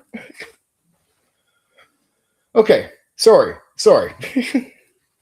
But milestone leveling, it was just people got on and they had no, in my opinion, it was people that had no fucking clue what they were talking about. They made shit up about milestone that wasn't true. Just wasn't true at all. And then other people that had no fucking clue what they were talking about just went along with it. Like, he says it, so I'll go along with it. He says it, I'll go along with it. And imagine this keeps spreading. And it does this way. Imagine a generation around between 2000 and 2010. They hear these conversations that are just shit people are making up out of thin air. But how does a new generation know? They don't know. They don't know this is made up, right? Let me finish. I hear you, Black Rose. Let me finish making the point. But they would do this. They would make this up, and then you'd see a young guy go, well, I'm going to go DM. I'll do milestone. And he goes and he starts running his game in this absolutist way. But why is he doing it? Not because that's an actual thing we do. He's doing it because some shithead made something up out of thin air that never existed before. And he's going to go do a practice that is not something actual DMs do. And then how does that evolve? You go over 2 decades later, and here we have, because guys weren't really in the old school. A lot of the guys around here weren't really old school, because they should know this stuff. They should know what I'm saying when they have these conversations. If they're really out and understood, most of the DMs met all kinds of guys who really, and never just sat at home. I don't like isolated people. They don't know much. I'm not picking, but isolated people back in the old school didn't know much. But if you're really in the open old school hobby, really around, you should just know what I'm saying is true. Like, you should know that what they talk about today, milestone, was made the fuck up by people who had no clue what they were talking about. And that's happened on more than one subject, I've noticed, where they make shit up that nobody else did before them, make shit up because they had no idea. And then other people that want to talk like they know what the fuck they're talking about, copy that. And next thing you know, ironically, in this sort of really warped way, decades later, you see guys out there doing something where there's no history of that thing. That was never a thing. And the guys that continue the conversation today, they give themselves away, Bill. They give themselves away. They say they're old school. I'm like, no, you are not. Like, the second they talk about milestone, I'll know right away. Yeah, all right, you're full of shit. Or let me guess, you had an isolated situation. So that means you barely know anything about the old school. All right, I could tell you straight up, that's not how people did milestone leveling at all. Not at all. And even to the guys I knew, 400 plus I knew for real before I ever hit online. And I know those guys, and I know the number of them because I know what groups they were in, right? Because they did the shared world stuff, the stuff like what you would call the bro OSR just now they were doing back then. And these guys did milestone exactly the way I'm describing to you. I'm giving you the actual milestone leveling thing, right? What you're seeing today when you hear about guys milestone leveling now, that was made up. And even worse, the companies got, like WotC got fooled by this conversation. It's like I want to tell the WotC staff because I've noticed they have it. I'd be like, I want to laugh at them and go, okay, you didn't get that from legit history. That's not legit old school. That is you getting caught up in a conversation made up by people who had no fucking clue what they were talking about and made that up out of thin air. Nobody did it before they started talking about it. They made it up because they had no fucking idea about what they were talking about. Just got to be real with some people. Okay, Black Rose, yo, good evening, doll. Crappy Cola Zero. I got Pepsi Zero from a Burger King soda dispenser. I if you see me drinking soda, it's always zero sugar. I drink a bit of that now. I gave up drinking the diet soda. I drink water and zero sugar soda on top of my coffee. That's really it. And outside of that, you guys see me every so often, very rarely now, especially drinking monsters, right? And I started my workout. So if you guys don't really know, you guys knew I had medical issues for a couple of months there, for more than a couple of months. It really killed me working out. Like I had a lot of physical issues, but I've been power working out now for a while. So you should start seeing this thing back out again. We'll start getting there. We'll start getting there.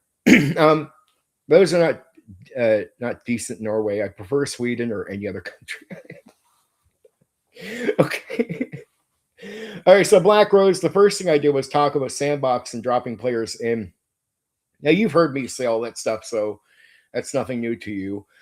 Now I'm giving people the accurate, true history of Milestone and D&D. Like the real history, not the fake conversation you hear today. Not the fake conversation that tricked WotC. Not the fake conversation that tricks a lot of people. Milestone was never an absolutist in D&D. Right? It was never an absolute thing. It was a thing where every so often you might milestone on a certain level. So it's like, okay, some of you are close, some of you aren't, but guess what? If you guys want to complete this, and DMs will talk to their players, like you guys could all earn your next level going up here by completing this. And they'd all agree. And then they would go complete that thing, move up to level 6 or something. But then going up to level 7 will still all be individual leveling. Right? But they might milestone at level 6. They might milestone at level 3. They could milestone at level 11, right? But its milestone is never you do that every level going up. That was never a thing, never existed. And even the guys who did a lot of milestone leveling never did it in an absolute fashion. That was something where when I first got online and started hearing the conversation, I called people out too for making it up. I remember being on the forums and going, you guys are full of shit. They were like, milestone leveling sucks. So I was like, you mean like every so often when you milestone? Because I first think this, what they're talking about. Then I go read more into it. I'm like, that's not how we did it, guys. You're just fucking making shit up your ass. You barely know. And I mean, I had a few guys admit, we actually admit to me straight up. Yeah, it's true. We never did it that way. It's like, yeah. So what the fuck? Turning milestone into something they could complain about, like overplaying it or making it up, right? Yeah, you're improving steadily over time. It's quite a journey over the last year. Thank you. Well, improving. I put a few pounds back on. Definitely, I could somewhat feel it, but I've been hardcore working out again. So last year I went from 365 down to 170. By the end of this year, I'll be a lot better, right? A lot better. So back to working out full time, which is happy. But yeah, that was milestone leveling. It was never you do it every level thing. That was it. And when people talk about that, I know it's just like, dude, all right, you're not really old school like I am. And sorry if you were in the old school and ran into some isolated DM that was doing that. Sucks to be you, dude. That is not they barely there's not even a minority. It's a tiny minority of dust that guy represents from old school DMing. Like it doesn't represent a majority, doesn't even represent a solid minority of people. That's a fucking piece of dust. If you met a guy that does that, isolated dust. Like, sorry, doesn't really represent the hobby at all. And then when you get to the online world, I had guys straight out admit to me they made it up. They talk like every level was milestoning. No, it wasn't. True, it wasn't. Some guys admit they didn't know for sure. Like you don't like one guy just said you don't do milestone like that. No, and he admits to me like, well, I sort of just assumed that's how it was done. I was like, dude, how much did you play? And it'd be like talking to a guy who like played 16 sessions and never completed the campaign. I was like, dude, you have a bunch of people responding to you like you played more. Because guys wouldn't always just say they only played like 16 sessions. They would just imply like they knew what they were talking about. This happened on Dragonsmith too. I'd run into all kinds of DMs that you'd find out. It's like, I'm a DM. I'm like, oh, yeah, cool. So we're like fellow DMs. Like, so how many sessions you run? And wouldn't say it first. And one guy got so mad he leaked out. He's like, he's my friend. He's been talking for over a year on one of the main forums, and he's like, yeah, the guy ran 3 sessions. But he's been talking. You know, a lot of guys did this. A lot of guys in the forums did this. They would have almost no experience with the game, but they would talk like they ran 6 campaigns, like multiple like adventures and everything. It's like, wait, he ran 3 sessions? Like that was the guys, and they would talk with authority. 3 sessions talks like he knows more than everybody else. It's like, no wonder, because I get in there and I get into the conversations where I'm like, I'd have to start correcting everybody. Just start correcting everybody. I just noticed most of the leaders of the conversations were guys that almost knew nothing about the hobby. And that's, I got to tell you guys, when I got to the forums, they were the moderators. They were the top fucking hid people on almost every old school forum there was. Were all guys that like ran like 2 sessions, 1 session, barely knew the game. I was like, they were the moderators. They were the top commenters. And here's what they were doing. And I started catching them doing it. When an experienced guy would come around like me, who had a bunch of sessions, yeah, you do that. But here's what they would do on some of the forums. When an experienced guy like me came around and corrected some of this really bad stuff, they banned people. They banned the experienced DM. And so a lot of experienced DMs like myself, they would message me and just say, dude, you need to shut up. It's like, well, why? Well, they're going to ban you if you keep talking. Like if you make that mod look stupid, they're going to ban you. Like, yeah, but the guy doesn't know what he's talking about. True. The guys tell me we agree. He doesn't, but if you make him look stupid, they're going to ban you off the thing. I got warnings, straight up warnings from other experienced DMs. I mean, when I try to tell people about the old school forums and them before YouTube, where they control the conversation with an iron fist, I tell people this all the time. I'm like, it was just going into finding out all the moderators were guys that barely knew the game. All their top commenters barely knew the game. Oh, there's nothing wrong with it, but I'm not promoting Milestone as it's pitched today. That's all. It was used common sense. So to sit there and be opposed to it as if it's something that is strictly done is, again, Oracle. I would just say you be restricting a made-up version of it, or you be opposing a made-up version of that thing. All it's saying is just say, Oracle, most of your guys were close to level 4, right? Like really close. But it may be all similar in experience. And you decided not to bother looking up experience points, but you said to yourself, oh, fuck it, if they beat this guy or get through this little area, by the end of the session, I'll give them all their next level. That's what you're like. That's what I'm pointing out to you. And if you're pushing back on that, you're saying you're opposed to that common sense. I'm not saying you got to do it, but that's the common sense way of actually doing real milestone from the old school. So most of your guys were like, one guy's 400 away, one guy's 200 away, one guy's 350 away. And you said, screw it, I'm not going to worry about exactly how much they would get from this, but it's close enough. Maybe they'd all be like maybe 100 points off or something. Uh, you basically milestone might be like, well, guys, complete this part, and then by the end of the session, you give them their level 4. That's what you're saying you're opposed to. Like, I'll stick with my XP leveling instead of using that level of common sense. Well, there's no harm in the common sense. I'm not saying you got to use it, but there's almost no good reason to be completely opposed to it either. It'd just be something where if you're so close to it, you might say, you guys are all pretty close. I'll let you, if you guys complete this, I'll let you level up. That's milestone. That's pure, real milestone.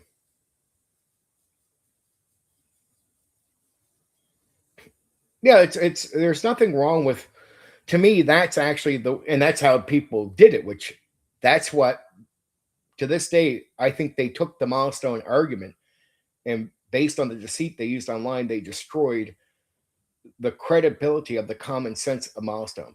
I'm trying to give it to you the way guys actually did it, so you realize it's people weren't really doing it in some terrible way. Like what I just explained to you, say one guy being close to, like, had a character 400 away, one guy's 250 away, one guy's 350 away. And instead of you looking up the experience points table or something in the book, you just said, screw it. If you get to, if you do this thing by the end of this level or by the end of the session, I'll give you your level 4.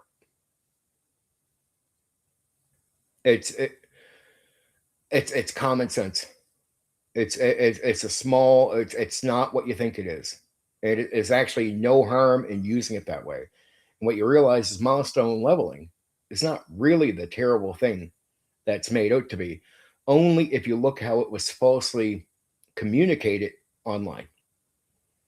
Like that new false way of looking at it is it is terrible. I wouldn't want to do that either. But that's not how we did it in the old school. Like, so I would agree with the criticism on it, but the way we did it in the old school, you start realizing what they were doing, what you would call milestone back then, wasn't actually a bad thing. Like it was applied when it was sensible to apply. If everyone's close to a level and you rate at the edge and they could do something and you could be like, look, they could be 50 points off the level one guy and maybe everybody else is getting their level 4 or close to it. You might just say, guys, complete this and I'll give you your thing. Yeah, and understand you're still going back to the individual leveling up after that. Right? You're just going to even everybody out because they're close enough to a level that you can milestone them. We even called it milestone leveling. That's exactly what they called it. Right? So that's how it was described. That's how it was used. And it wasn't used for every level. It wasn't like an every level thing. It was every so often. And that's the way that's common sense milestone leveling. They poisoned that subject and turned it into something extreme for the sake of talking out their asses, Oracle. And in some cases for making up content. Yeah. So I actually, that's where I'm not trying to say you should use it. I'm just trying to help people understand that the way it was used isn't this terrible thing. And actually, there's a good chance that, if you actually look at it from the real point of view, it's there's no harm in actually seeing yourself in the situation in the future. Like Oracle, you would get what I'm saying. I'd still have no problem with doing it. If people are that close, and I didn't bother needing to be super accurate on every point of experience, I might say at level 5, okay, if you guys can complete this and get through here, you'll get your level. But understand, you're going right back to individual leveling. It's still all close enough that you're just going to pump them through without being too accurate about it. That's all milestone is, right? So when they pinged up in the future, I was just like, God, guys. So I wanted to bring that to the conversation. I thought it was so important because the dialogue around milestone leveling is so poison and so false. It's just such a deceit. It's a disservice to what people were actually doing because it's common sense. I get it, but it's a disservice to the conversation. It's an example of how deceit can take something that was common sense and absolutely destroy it and then lead people to do something with it. Like imagine the milestone leveling that goes on today. That doesn't happen if people don't lie. Like, so it's not a natural outcome. Like even WotC, even a fucking company get caught up on a lie. This is how powerful a small lie can be. Think about that. That's another point I want to make to you guys. Look at how powerful a small level of deceit can be. You take something, you lie about it, and here we are 20 some years later, and it has destroyed an aspect of DMing. Now, nobody does what I just said anymore, pretty much. Right? It's all individual, just experience points. You never push up on the level that way. I'm like, it's destroyed it, it's poisoned it, and here's an example of people making shit up. It's not a concept that was natural. It's not a concept people were doing beforehand. Were there games inside of D&D that might have been doing it in different ways? I'm not, but I'm only talking about Dungeons and Dragons because this is the subject where they pinpointed on, right? Where they were talking in the D&D circle saying we do this. I'm like, no, we don't. That's what I meant earlier when I said at the start of the stream. There's some things here I want to talk about them honestly, right? Now let's get to multi-classing. So multi-classing. Well, first off, just to be clear, I don't put level limits on the races as far as I'll let you go to level 15 with a single class with an elf, dwarf, stuff like that. Humans go to level 20. You can't do that with, and that's in my AD&D second edition. And just to be clear, cool. I'll let go to 15 on the multi-classing. What I oppose multi-classing for this reason. I think there's enough nuance and enough options to do more than just the class itself anyway. So especially with second edition, as Bill's going to play my second edition game, we have non-weapon proficiencies. You could start off as a second edition, enter the min-max group. Second edition, and it's you can put nuance to the characters by picking certain skills. Right? There's a lot of ways to play more than just a fighter as a fighter. So I avoid multi-classing because I think it's just an unnecessary. It becomes to me, it's almost video gaming. It's video gaming, and I like the limits. I don't care, and I'm pretty open-minded. Like people are like, "What about a wizard with a sword? Like you can't do that." Then you can in my game. I'll be pretty open on certain things if you ask me about them, right? But it's like, well, I let you play a fighter wizard. No.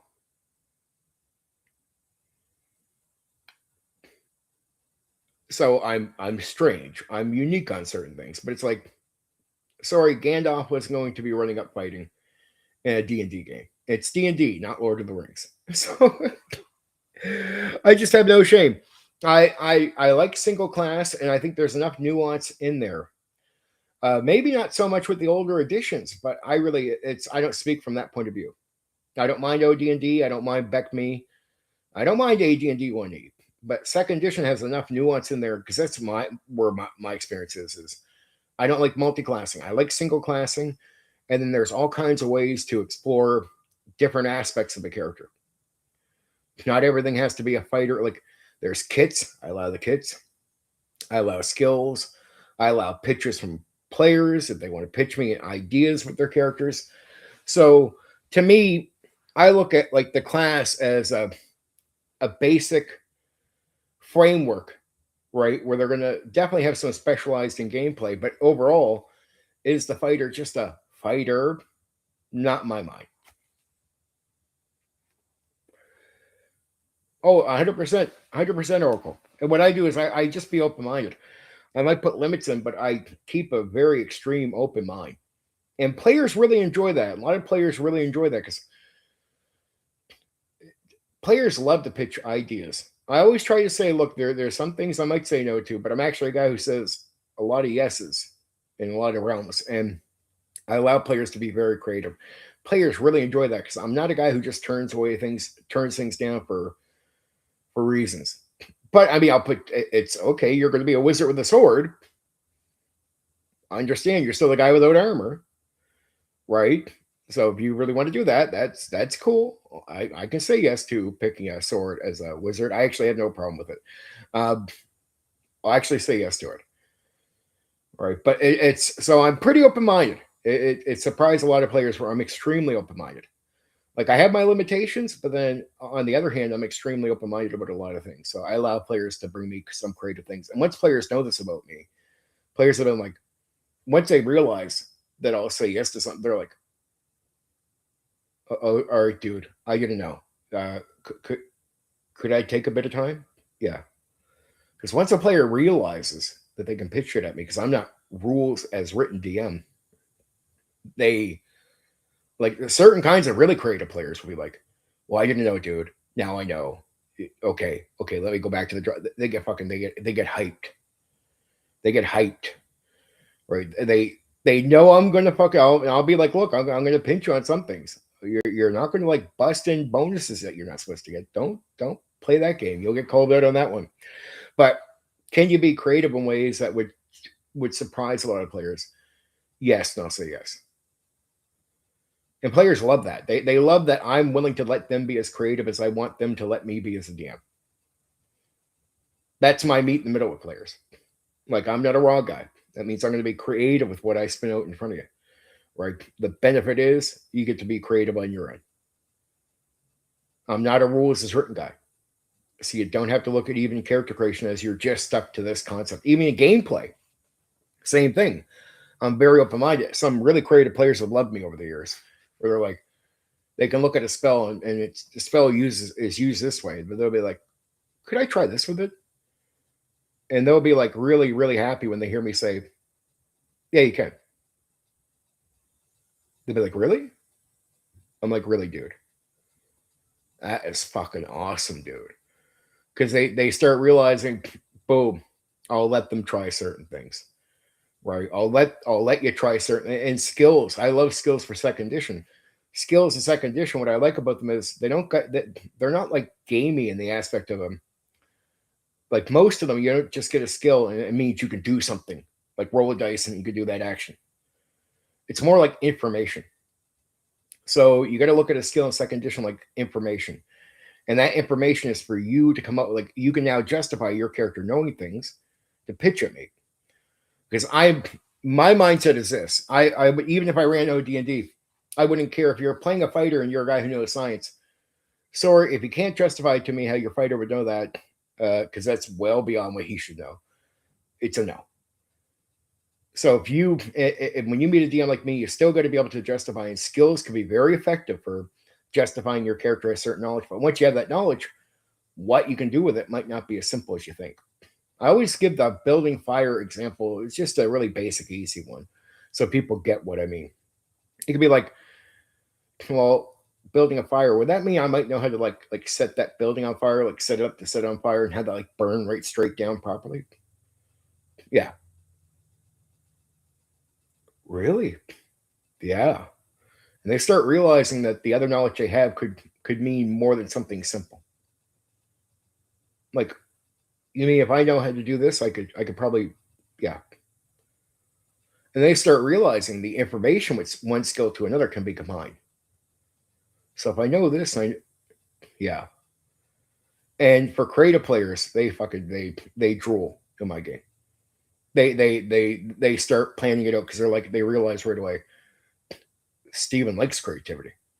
He wants us to think. He wants this shit. He doesn't want to say no to any of this stuff. He wants to say yes. So we better bring it because I'm always happy to see players have success in the game, right? And I like players knowing they can be creative because I want that gameplay from them. Where I really do. And so when it comes to using skills and spells, you don't have to worry about just exactly how it's written. You can go, how can I look at this spell? How could I possibly use this in a way that might not be exactly what it's spelled out as? And you can't get into the like. There's a level where ridiculous where I'll be like, well, dude, maybe not. I might give you like an intelligence check to see if you can roll, see if there's like, well, you realize you can't do this with it, but you could possibly do this with it. Because I always open every door I can because I want to incentivize the thinking. I want to incentivize the creative thinking in the game, right? So players love me that get creative, and even guys that aren't super creative. You don't have to be super creative to be creative. And if you're in a game like mine or the game master like me, you know right away, well, even on these ideas, let me pitch them. Like you don't have to worry. I'm not going to snub out your thinking. I welcome it. I welcome it, and I'm definitely not going to snub it out because it's not just that I want it like there's no guarantee you're going to win. I'm going to put challenges up in front of you, but you're going to know that I want you to succeed. I don't fudge dice. I roll them out in front of people too. Even online, I roll in front of people. I don't fudge dice. So I will let character death come to you. I'll let the failure happen. But what I'll do is I'll give you every opportunity to succeed that I can. But it does sort of take some players back because I realize I give every opportunity I can, but then I'll roll in front of them and they're like, well, he is not going to save us. No. I'll give every chance I can. If you're like, say, get to character death. Every realistic chance somebody might save you, I'll put in the save you. Every opportunity you can get, I'll be fair as fair can be. But I will never fudge dice to save your character. And I have to let that happen raw because I want you to take me serious on top of being a guy that also welcomes creativity. So you know right away, Steven's game is serious. If we could die here, in his game, he will not fudge. We better take this serious. But I want that not as a negative thing for you as a player. I want that to excite you. That your thinking has to be important because it is danger. I want you to live on that edge. I want you to be excited by that danger. I want you to take me serious. I want to be so serious that when I say, and this works, remember I've heard about horror games where they're like, how do I make players scared? Like it doesn't take much. You don't got to do all these tricks they're telling you. They're like, well, the guy will be like, what do you mean? I said, put it this way. My players, my experienced players will all know that everything is deadly serious in my game. And he's like, okay. So I said, so if I tell them there's a shadow around the corner, they're all going to stop and go, oh, what the fuck? What does that mean? They're on the edge. They're going to worry. They're going to possibly be scared of what could happen. Or they're going to be on an edge that can only be created by being credible with players, by giving them a challenging, serious game. And when you do that, you don't got to oversell fear. Right? It could be so simple. They'll know whose game they're in. What's around the corner can be scary. And not just scary because it might look scary, but scary like, man, if something can screw us up, it's his game. That could really screw us up. Like that seriousness puts people on edge, and that edge is a way to naturally create fear. Where you could run a horror game and maybe not scare your players that night. I can run a normal D&D session and make my players more on edge than yours without the horror game, right? But that means I don't fudge. That means I let character death happen. But it's not just on like throwaway character death. And I'm a guy who wants you to care about your character. I let you make a background. I let you connect with your. That's another thing too. That's another great fear thing. Let players connect with their characters, because the more they connect with the character in a game where they can still die, but it's not like just a meat grinder, but they know how serious it is. That combo of they connect with their character and care, and they can still lose the character at the same time. Oh man, that's a beautiful thing, right? Had a player who wanted to use a spell to help break free from ice trap he was stuck in. The spell didn't say it would work that way, but just made much sense to use it. Like, isn't that an awesome way to go as a DM? And isn't that incentive to how you want players to play your game? Our job, I really believe this, Oracle. Our job as game masters, one of our main jobs. It tells me I'm successful at night. when your players start thinking up ideas because they feel like they can in your game, at the end of the night, when they've had to go through this, I'll come up with this idea, come up with this idea. To me, that's you've done your job. They could have overcome the enemies. And you're like, what do you mean you've done your job? Your job is to make players think in a mind game. So if you pressure your players into thinking and they're incentivized to make the effort to think because you actually want it and you incentivize it and you reward it when you can in a realistic way. You give opportunities. You're not over stupid about it. There's nuance here. And you get what I'm saying, Oracle. There's nuance here. You don't just say yes to every idea. Some could just be like, well, dude, okay, that won't work. But you definitely want to you don't want to just blow that off either. You want to keep incentivizing. Like that's why I said you might want to do an intelligence check on a bad idea, where you can maybe say, okay, that wouldn't work, but there could be another way to get it to work. It's just a seed. You're planting a seed in the player's mind that you're reminding the player, I'm not opposed to your thinking, dude. Like there might be a no here, but I want you to know that this is still something I want, the game wants. So you keep planting the seed as much as you can to incentivize that type of play. When you can make your players on edge, and that's flow. When players are in the game like that, that's flow, Oracle. That's what I call flow. When your players are so into the game like that, they've escaped. They're not thinking about the outside world. They've escaped. When your players in a thought process, that's what I call flow. When they're in there, that's when we get our 8 and 10 hour sessions, right? That's to me that's a brilliant moment when you got your players thinking on that level together. That's flow because they're thinking about the game. They're not thinking about cell phones or the gas stations. They're thinking about the gameplay. Very, very, very awesome stuff.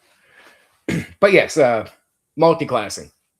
So that's what I mean about.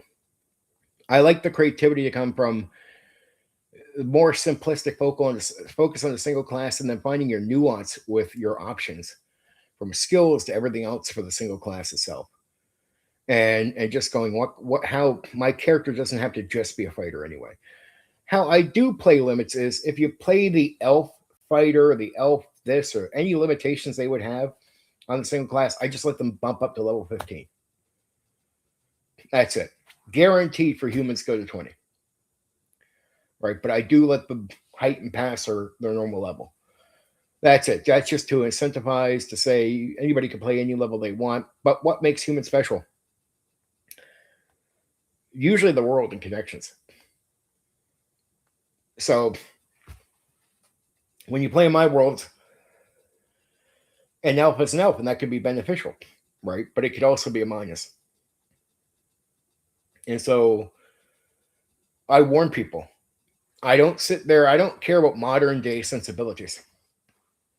I'm an old school DM. So what do I mean by old school DM in this way? There's prejudice.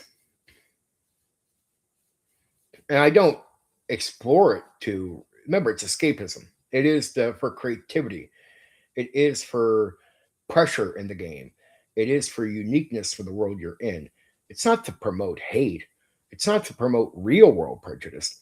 It's to give you a prejudice in a different world. I'm not trying to make you relate with real world prejudice. It's like some places might not like elves, right? Some places might not like dwarves. I'm old school in the way I'm not afraid to apply that. So there's benefits usually to humans that are more than just the character. If you get what I'm saying. Like usually more things are accessible to humans than most any other type of race. Period. So there's a benefit in level, but there's also a benefit in the world. Humans still make up the majority. They have more access to stuff, more connections, more this, more that. So that's, I say, when you play a non-human character, so the benefits of playing a human character might not be in stats, but it's definitely in the world. The benefits of playing a human character, max level, right? Combine those two things, and it lets me as long as I'm applying that, I don't mind bumping everybody to level 15, and I run the game up to level 20. So it'd be like, well, if they're just level 15, we'll probably stop at level 12. Well, we don't have to, and that's not where I planned it out. I'll go to level 20. I even have host rules for beyond 20. And there are ways, there's things you could do once once you're at a certain level as a non-human to actually go beyond levels 15. So there are things you can do to start leveling up the character. But there's like a certain process you got to do. So as an elf, once you get up to level 15, if you do certain things, you can start going up to higher levels. But it just means you got to do a bit more than humans. And the reason is because, yes, I agree with the sort of game concept is, look, you're starting off as elves and they have benefits you would think over humans. So why would you pick the humans if the humans are just elves without benefits? If you're thinking about it from a stat, from the benefits from your pluses. Well, just I say this, I agree. So for you to go beyond level 15, it's not that the door is completely closed, but you got to do more work. And for humans, the benefit is the world itself and the fact that they can just simply go up to level 20. That's it. That's the situation there. So just wanted to be clear with all that stuff. Hope we're having fun so far. So the alignment systems. Let's talk about OD&D, BECME, AD&D 1E, and AD&D 2nd Edition. I'm not going to go through each one of the alignment systems, but I think all four of them absolutely are garbage and fail. I'm not saying this to attack anybody. If you have a connection with the alignment system or you like it, I'm sorry.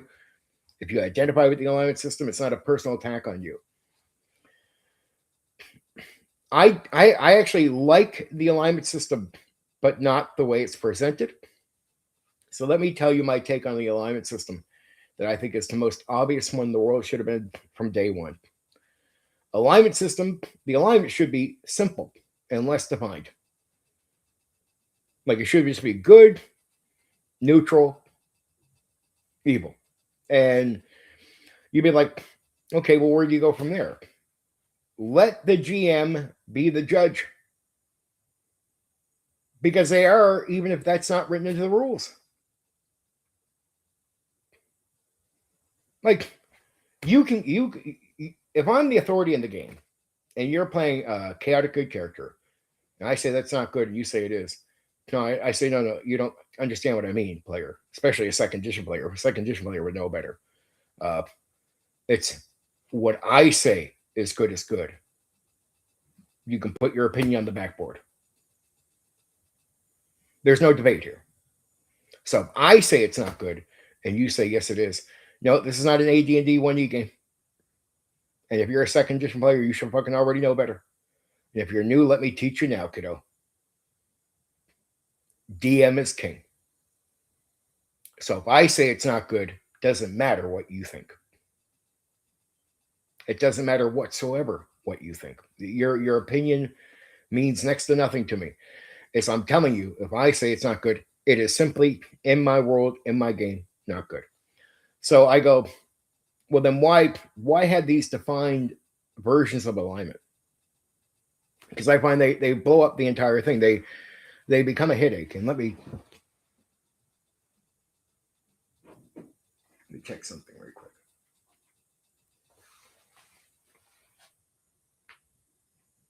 There we go. Why have all these extremely defined versions of alignment when really it's going to be up to what the game master believes?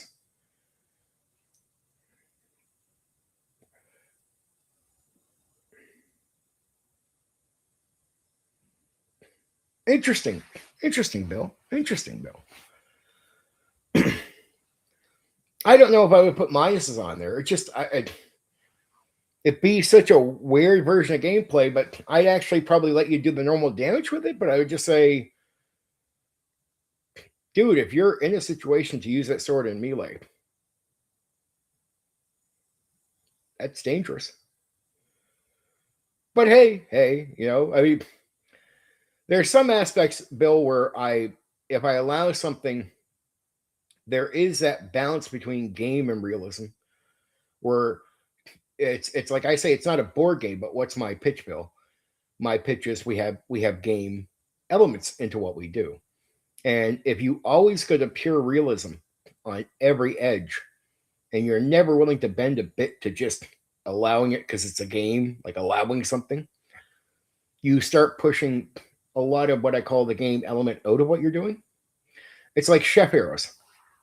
In the game, it says you can only fire chef arrows from a longbow. I allow players to fire chef arrows from a short bow. Has it spoiled the illusion or the fun for players? Have they felt me dropping that level of realism has killed the game? No. So it's minor areas where I think allowing game stuff to kick in without ruining the experience overall. I just allow it instead of worrying about realism. Like, oh, if he swings, he wouldn't swing as hard. I don't give a fuck. Well, I'm going to let you use the sword. You can do the damage of the sword. Because if you only do half the damage, just use the fucking dagger then. What's the point? So if I'm going to bother saying yes to something, and you're willing to take the risk of using it, I'll let you for the game aspect of it. I'll let you have the benefit. That's where I'll bend, right? Oh no, I get it, Bill. It was about helping define the character, but I like to look. Most players had a hard time understanding what the alignments exactly meant, and getting on the same page with the game master for a lot of players was a very difficult thing. There'd be a lot of varied views on this, right? Mm-hmm. It's even if you told me like say you said as an archer, you like I would still move. But yes, I would look at the ways getting players and game masters on the same page is very difficult. So I just say this: if you're going to bother, I like the common sense of, hey, you want to be a good character? Yeah. Okay, well, if there's a knight with certain rules, it'd be like, okay, well, you can get more into define of what the knight is expected to do based on rules of honor. Then, but I'd still be looking at the alignment overall and saying, you're good. Okay, you're good. Well, what does good mean? Well, it's going to end up being more common sense than anything. We're all not that well book read. It's going to be a lot of common sense. You don't need to be someone who's well book read to play one of these games. If you want to be someone neutral and leaning to good, you could do that, or neutral leaning to evil. You could even be someone who says you want the complicated title of lawful evil. What does that mean? I like the idea of simplifying these things down to an extreme like simplification of what the alignment is, and then letting the game master be more the judge, like a basic idea, like what's lawful evil. Well, lawful evil is a more common version of evil, where the person actually enjoys structure. They actually still want structure, and evil doesn't have to mean chaotic evil. It can mean that you can still love your friends, love your family, but dude, you will torture somebody who breaks into your place, and not like a good person. Like you are willing to do things that are over a line. It's what makes you an exception to, you like law, you like structure, but you might be willing to do this. That's a more common sense way of looking at lawful evil. And you can get a lot of ideas in there, but why blow it up? It's a very common sense way. I like the idea of a common sense view of alignment, where it's really what you're looking for is guidance as you develop your character. Is you want to develop who the character is, and you want to do that with help, with guidance from the game master. So if you're playing a good guy, you just want to make sure that what you're doing aligns with what the game master sees as good. And if the game expects that of you already, you get rid of the clash.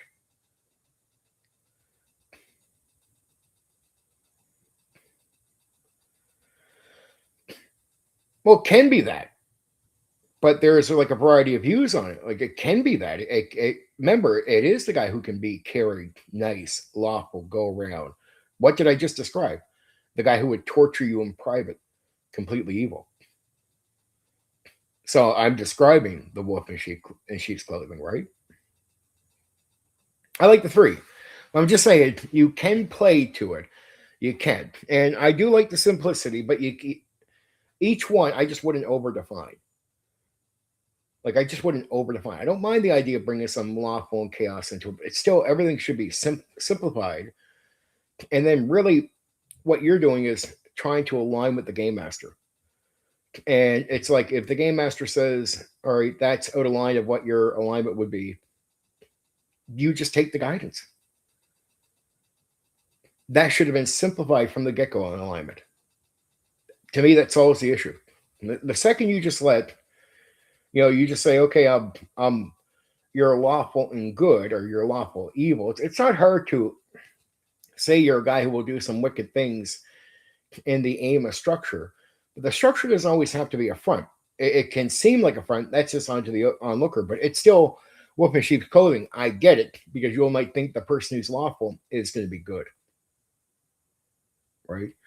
It's your assumption of that person, right? And they can sort of betray good. In some cases, they can even be good, right? Chaotic evil is someone whose evil is uncontrolled. It's wicked. They won't care about these are the people that could off their family, right? So to me, there's sort of an extreme version.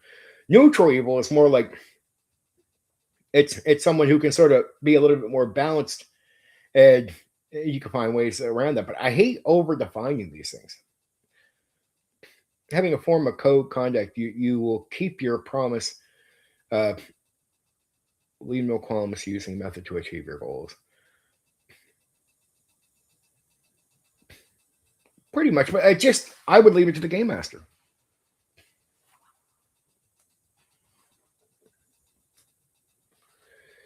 No, many didn't. Many did it, but that also could get really weird too. I don't know how many games where players I would watch at a game where players would play mostly good characters, doing nice things. And then, oh, screw it today. It's a video game, Grand Theft Auto. I'll go murder hobo. So I did get the idea, the concept of why would it become somewhat important?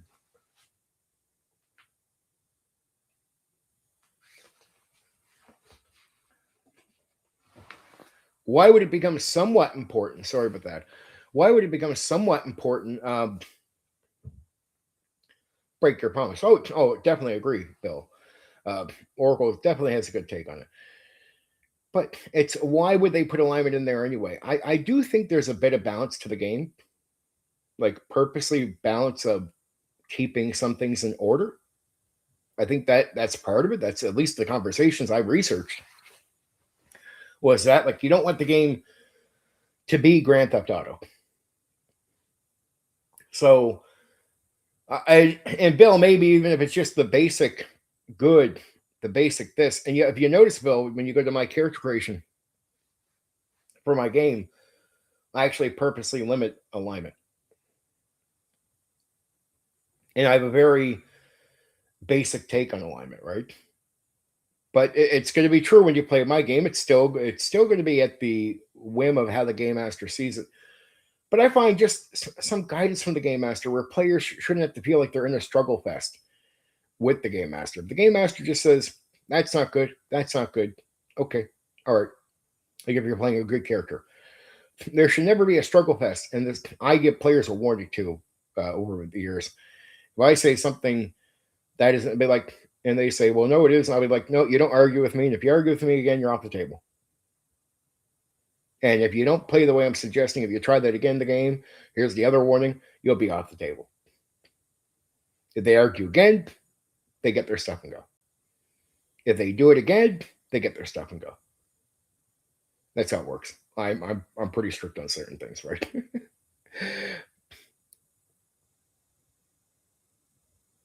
Oh well, that can be it. I always played it like a team sport. Every time I played evil games, I never turned on the other characters. We would just all be really sadistically evil together. Like we still play it like a team sport.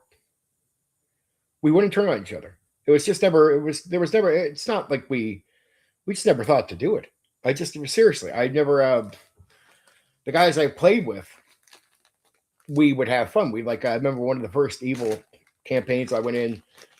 I'm playing these characters that, or I'm playing a character in a group of characters, and we're gonna. We first get into a prison island, so we're all being arrested for shit we didn't do, and initially we're not even. Well, some of us are evil. One of the guys with us is a retired warrior who's been accused of murdering his own wife. But it wasn't really him murdered his own wife. It was like the fucking some noble murder his wife and accused him of shit, right? Either way, we all end up in a prison island. We fight our way off of that place. And then we get to this other place where we're going to a town after we've escaped. And yeah, I hear you. And we went to this town where we realized there was already thieves guilds there. So we set up we decide, oh fuck it, we're gonna pressure this guy to take over his bar. So we've already stolen a bunch of money. We get this guy to agree, we'll pay you off, but you keep working here, but we're taking over your fucking place. And we told him if he didn't give us his place, we were gonna fucking off him. And we had this guy pretty scared. So we took over his place, and then we start competing with the other thieves gangs. And it went into like a sort of political gang war. It was fun, dude. We had a GM that was really good at running like town and city campaigns and stuff like this. So we start like we're not even out adventuring. Our game is competing with these other thieves guilds. And we start offing everyone. We start offering our competition. We end up going to this town where some group raided it, and we go in and they think we're there to save them. Like, you're here to save us?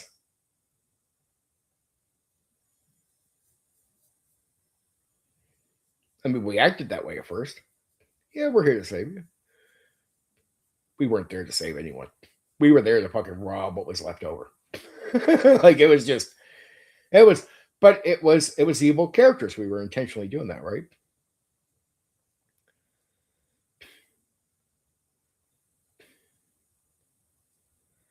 And we never thought of turning on each other. Like, I hear this PvP stuff all the time. It's not that we couldn't have thought that. We just never thought of turning on each other. We were so busy fucking with everybody else and having fun actually just playing together, doing the wickedly evil stuff together. We never thought of turning on each other. Ever.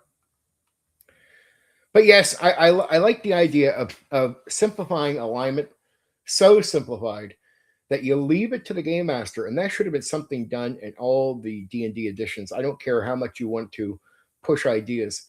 It should have been loose, simplified, and left to the game master's judgment what it was, and players would have to depend on the game master, not the description of the alignment. It's like, okay, here's a basic idea of what this is, but really it's going to be left to your game master's judgment on what alignment is.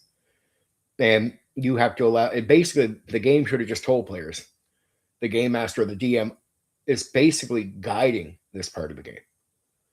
So if you are playing a good character and that's what you want to keep playing, not change alignment, and your game master says that's not good and you're playing a good character, you have to adjust your gameplay.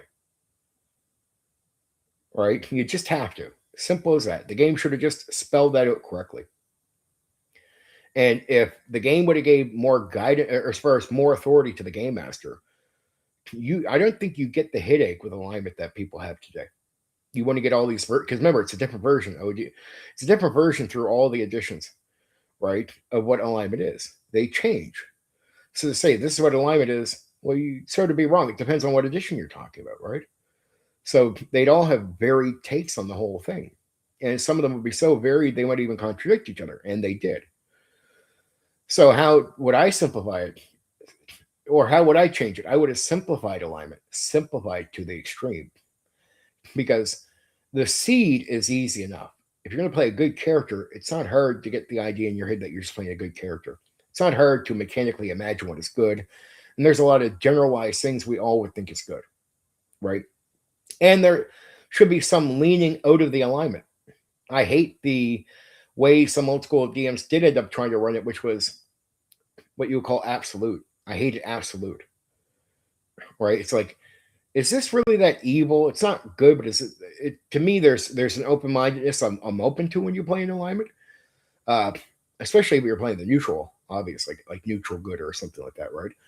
But I like the idea that there's a little bit of leaning out of the alignment. A lot of guys I knew, sadly, strangely, tried to run alignment in an absolute way, which is like, all right, your players are already having a hard time understanding it. Your understanding of it doesn't even match theirs. And now you're going to run the absolute. And on top of them trying to understand the write up for it, they got to understand what you think of that write up. Well, dude, please get rid of the headache. And then, like you said, Bill, what a lot of guys would do if they weren't doing absolutes would just drop it completely. And I'm like, well, that's sort of sad because I like the concept. I do like the seed planting. I do like I hate to say it, I'm not using it in a bad way, but the manipulation. I like the idea that the players manipulating themselves to play good, right? If they're going to play good, right? I like that concept, but I think there's also a lot of common sense where you let people lean out of it a bit, right? And it's another thing, like it's like the way you would have certain characters play together. There's a lot more common sense to what you're doing, and you can connect. Oh well, you're an evil character. You know, it doesn't mean he has to hate his friends. You can be a twisted shark in the world and still love your kids, still love your wife, still want to destroy anybody who harms them, right? So the idea that you're purely one thing or another, right? And could there be exceptions to actions? Like you're a good guy, but if somebody crossed your family, would I force a change alignment if your guy wanted to go out and string that guy up a tree? And would that be a good action? So what I always said to myself was, why not just leave it to the game master's judgment and give them, like, you guys guide it. Like the game should have just let the game master guide what it was and explain that the alignment didn't have to be absolute, but it really is on the guidance of the game master. And that the game expects players to just simply follow what the DM says. Just make it a basic order. No debate, no argument. And then you can have alignment. And I think alignment is good. I hate the idea of just completely dropping it. I do like the freedom that you're developing a character with some looseness. It's no one's perfect. So I like the idea that you're still developing a unique character. And because everything's not just absolute, each type of good character could be different from one to another, right? That guy might be more controlled no matter what you do. This guy over here, well, if you get him drunk, don't fucking spill a drink on his head. He might put your head through the wall. Is that good or evil? Well, is it completely evil? No. Is it completely good? No. You're not going to be absolute. So there's so much debating around alignment that I hated it for that reason.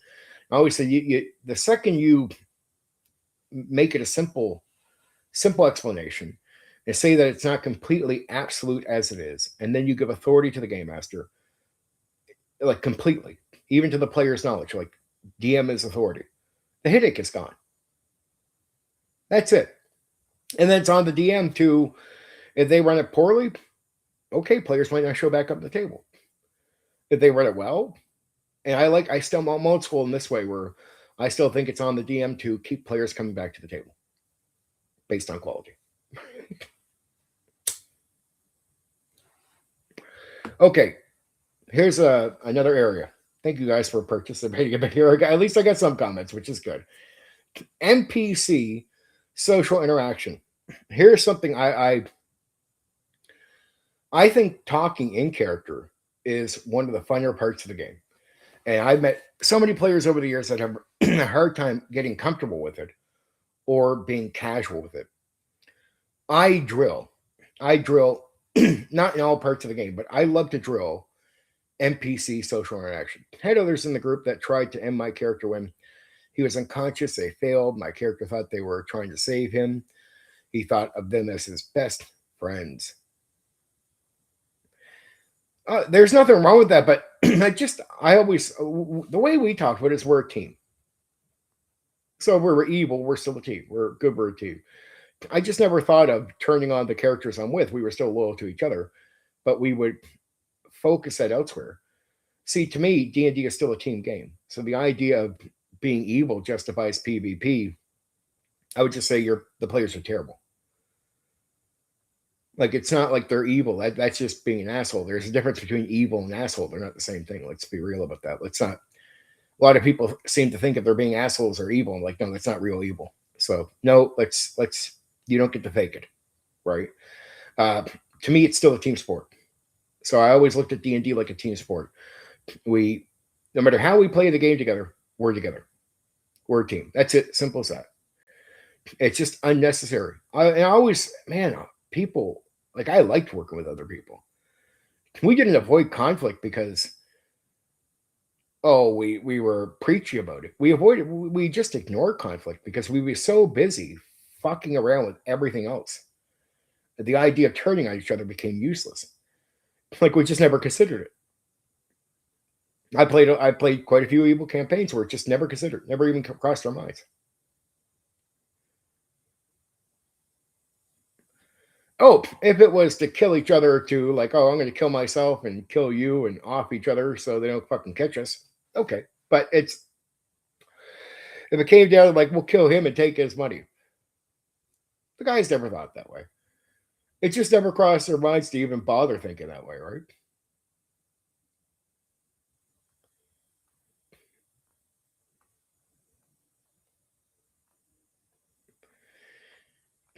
Yeah, the PvP thing is just blah.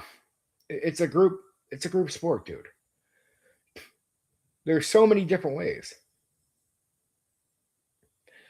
I'd always say to it's challenge to the players is not to take the easy road. That's a simple-minded stupidness. I'd be like, the challenge to all players is no matter what character you're playing, you're on the team. And I think there's a great example of a character of a story that really has a story, ironically, which is the one with Raceland. He's evil, but he has to play on the team.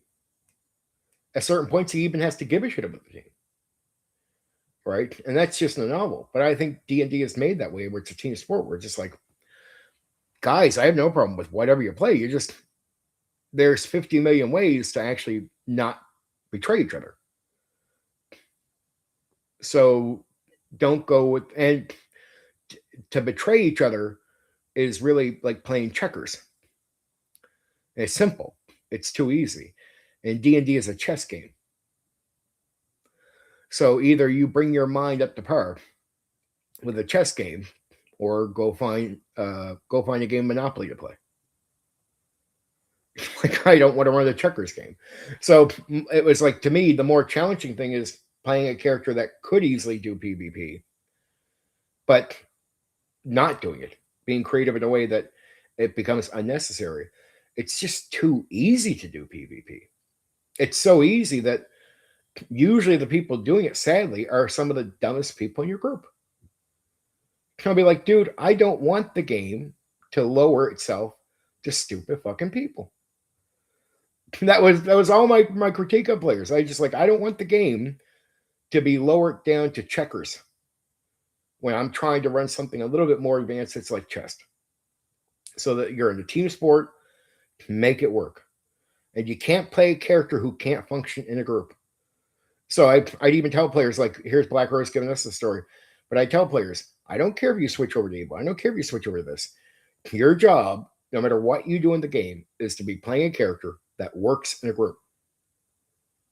You want to play an evil character to start? Has to be an evil character that works in a group. You want to play an evil character later, switch up alignments? Still has to be a character that works in the group. And that is your challenge as a player, to play a character that works in the group, because that is the intent of the game, to be working in the group. If not, you break the campaign, or you threaten the campaign. So I had to remind him of the social contract. I said that players can play any alignment they want as long as it doesn't hinder the role-playing game. No, that's what, Black Rose, you're making the point. It's a team sport, and that's the game. That's D&D. D&D is a team sport. That is the whole game right there. Right? You have to play within a group.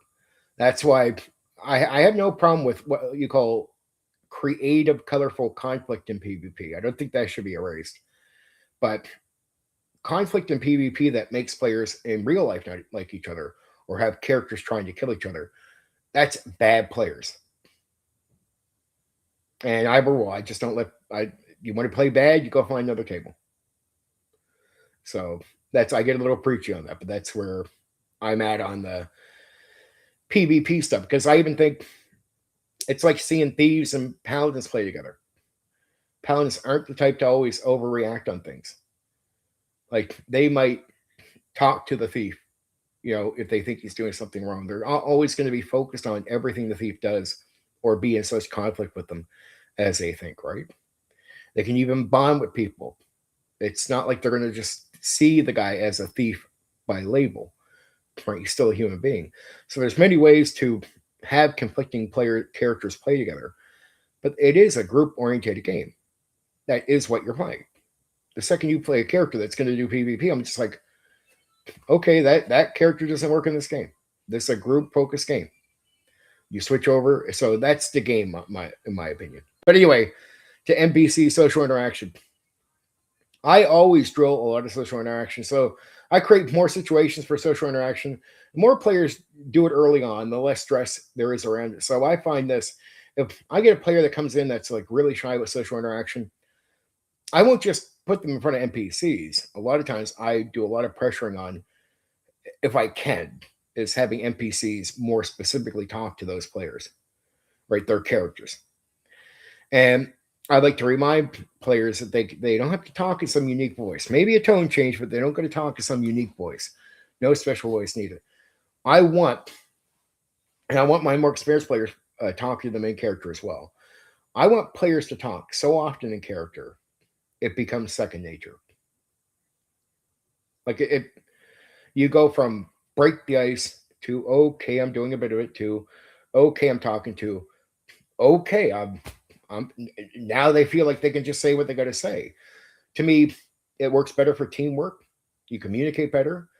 It makes players way more comfortable when you're drilling a lot of social interaction at them, like a ton, right? You're throwing as much as you can. When I say a ton, I mean just as much as you can reasonably throw at them. You keep drawing them into conversations on purpose to the point where the player really is comfortable. There is a comfort. There's a bit of pressure on to do that, but to do it on purpose and do it on purpose. I see so many games where town play is skipped, talking to NPCs is skipped, talking between characters can be skipped overall. And then even guys that want to do social interaction can be sometimes feeling awkward doing a voice, a little shy. It can take sessions before anybody even slightly gets comfortable with social interaction. And it cuts back on what people would say to each other. It cuts back so much that people don't naturally talk to each other. Just like you get a lot of these games where players will run off with their characters to go do something, and the other characters are like, did he say anything? What's he doing? Is he running? Where's he running? Nobody knows. Or if he goes up to attack enemies, he has not told the other players what's going on. They're all like, what do we do? I don't know. What's he doing? And that's not just a once in a while mistake. That's often. And that really does happen a lot when you realize, because there's a lack of social interaction with the characters in the game. And the more comfortable people are talking in the game, the more they really will talk to each other. Well, see, Oracle, and there's players just like that. Remember what I said earlier? I get players like yourself that will talk more. What will I do? I'll be like, dude, if you notice the shy people, talk to them more. I'll go right to a player like you with no shame. So I'll be like, okay, you talk more, man. Well, if we're at the camp, and I love little things like I like camping when you're traveling. It doesn't mean it has to be overkill, but I love the camping time because it's a great moment when a player like you can be very helpful to me. I don't have an NPC there at the camp, but you're there. Good. That means the more shy players with their characters are going to sit around the fire for a minute. That gives you an opportunity to talk to the people that aren't talking much. And you're already the guy taking the initiative on talking. So if you're taking the initiative, I really need your help. Like you sort of become that, and you already want to talk. It's not like something you don't want to do. You're obviously talking in character more because you want to do that. That's something you enjoy in the game. Well, if you enjoy it in the game, let's get everybody in on it. And you'll notice when players, the more, and Oracle, you'll probably know exactly what I mean. The more you enjoy talking in character, the more you'll state stuff clearly.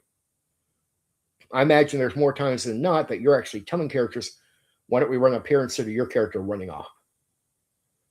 Where you might notice a character who doesn't talk that much or a player that doesn't talk that much will run off with their character as if somebody's reading their mind. Right? Like, just, no, dude, people don't know what you're doing.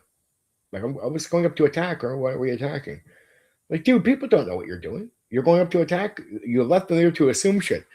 So when I get players like yourself that will be in a game that will be more talkative, I lean on them to please talk more and talk. Don't be afraid. Talk a lot. I want a lot of in character. I like when we're traveling. I'll do camping. I'll zoom in sometimes. Like we be skipping so many days, but I'll zoom in. It might be because there could be herbs coming up, or you might see a church, but there'll be a little bit of time before you hit places. Or be like, okay, you guys are traveling, you're walking, you're sitting on the wagon, whatever the fuck you're doing traveling, and give you more opportunities to talk in character. When you're at the inn or the tavern, well, I don't mind if you sit at the tavern table for a minute.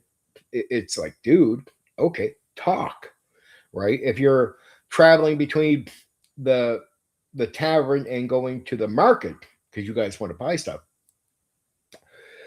I'll actually say, okay, you're on your way to the market, you're walking through, and I'll let you guys actually talk. Like I'll actually give you some pace walking sometimes, right? It depends on the situation. Sometimes I'll skip you right to the building. Sometimes I'll do a little walk time.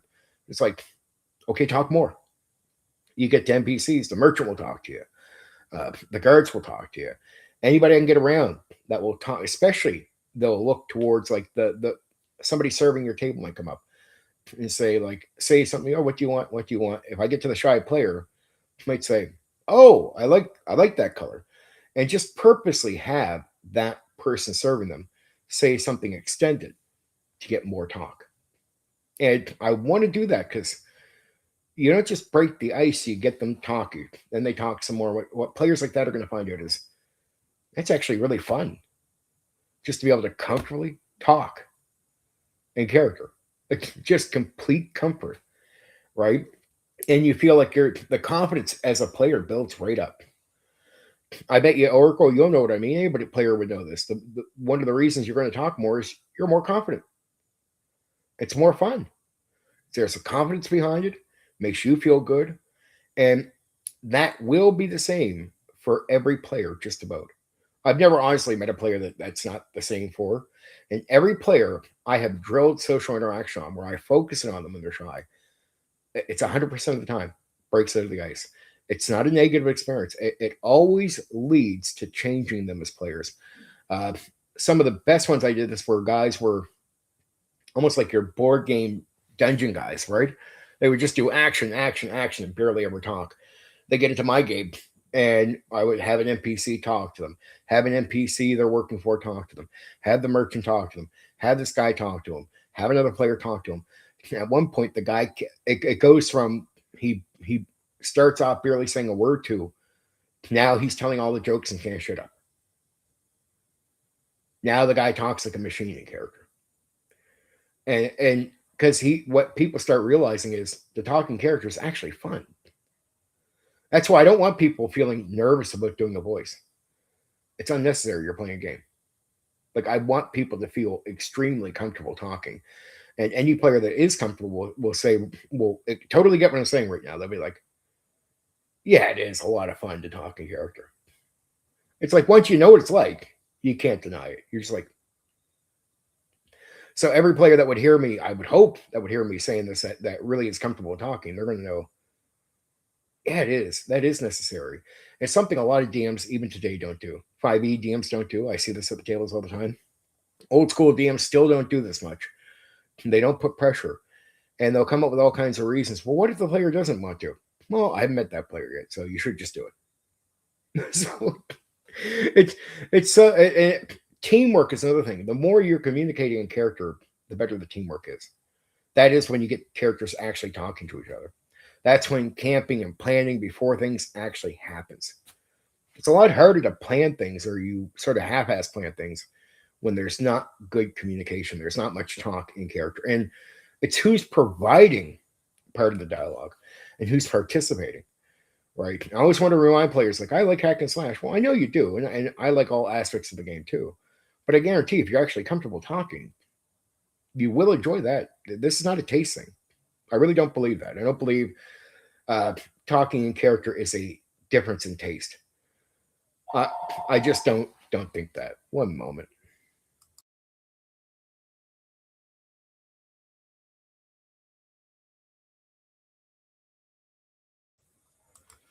Lucky me. Lucky me. So there. That's my pitch drill on an NPC social interaction. I think it's really important. The last thing I'll mention tonight is uh, players should never think anything is absolute. I've noticed over the years when people tell me I was a new DM back in the '90s and almost blew it for one of my players when he asked for an interaction, and I was eager to get to the next point before ending the session, so I rushed a moment. Yeah, yeah, you should never do that. I'd rather pause and pick it up. Like, look, I'm like every other DM. I prefer I want to finish a fight. I want to finish certain things before I get to an end. But you also got to think, what's the value of whatever you're doing in that moment? And you should always put the value, even if you do have to pause, you should put the value of that moment ahead of just getting to the next session. Like, you should be able to say to yourself, you know what? Okay, guys. Well, if we're gonna do that, actually, how about this? How about we pause here, and next week we'll pick up where you walk into this guy.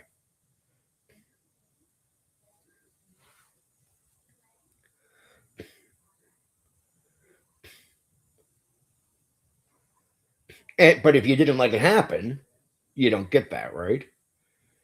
So it becomes really important. It really does, and people can get right into it. And you let people connect, and you let people have their time. And social interaction really doesn't. You don't always get players that are going to be that emotional, but they can appreciate that side of the game too. Like, they can get more into it. There's more meaning. It could be humor that really picks it up for them. Uh, but I hate it when I see players that are quiet, and people just DMs will talk to me afterwards like, fair. That's exactly it, Black Rose. But I hate it when players just or DMs will tell me, "Yeah, I get a player. He's really quiet."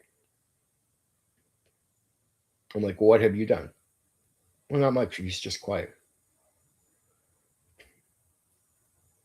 Well, dude, you can fix that. And part of me sometimes thinks it's our responsibilities as DMs to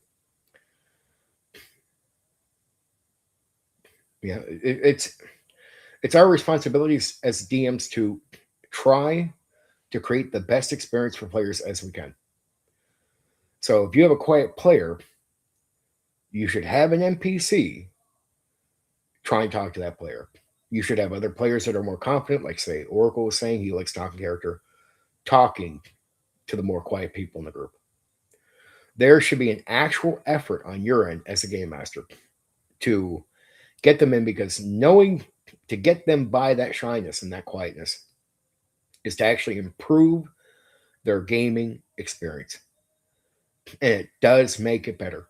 And there is something valuable and completely lost when players are not taking part in that part of the game. And we're not just playing a board game. We're not playing just a performance drama class either. But there is the element of performance talking and character. If you have players avoiding that, to me, I look at DMs like it's almost like their responsibility to actually try to get somebody in. Like, try, be making your best effort. And in my opinion is, if you make the effort, it will work like 100% of the time.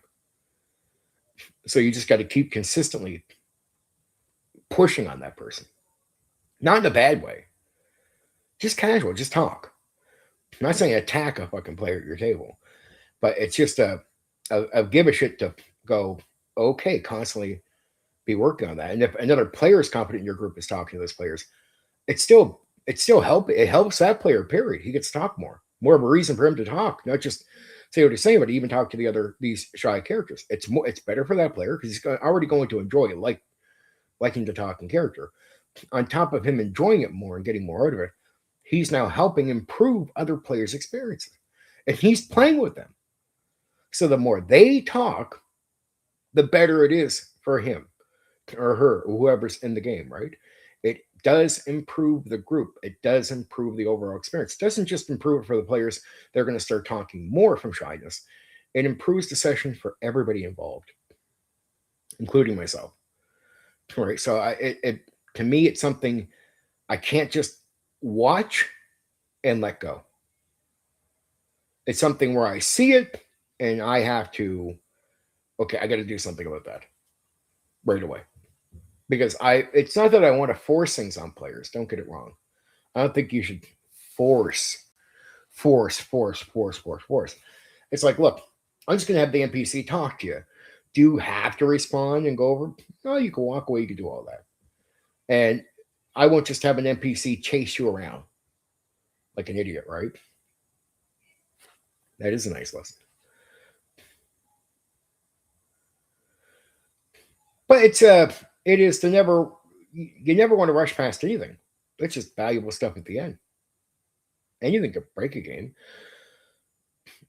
It's like rushing a combat scene or rushing or letting something in. That's just not just in social interaction. That's just in general. That could be like, I'm going to describe this place really fast to you, and then we'll say over. But like, okay, how about we pause here and we start up next time? You'll be getting to the place, and I'll describe it to you.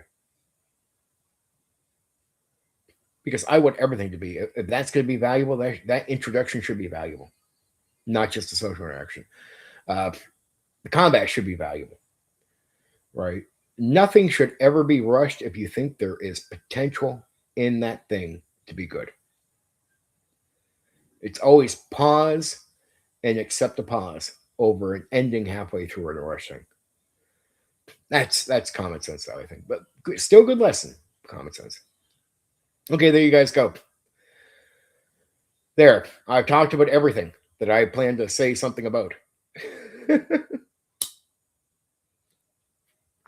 I'm not done. I'm not done by a long shot, but there. We yacked and yacked and yacked. All table, no World War II stuff, no, nothing like that. Tabletop role-playing games galore, baby. Really hope you enjoyed.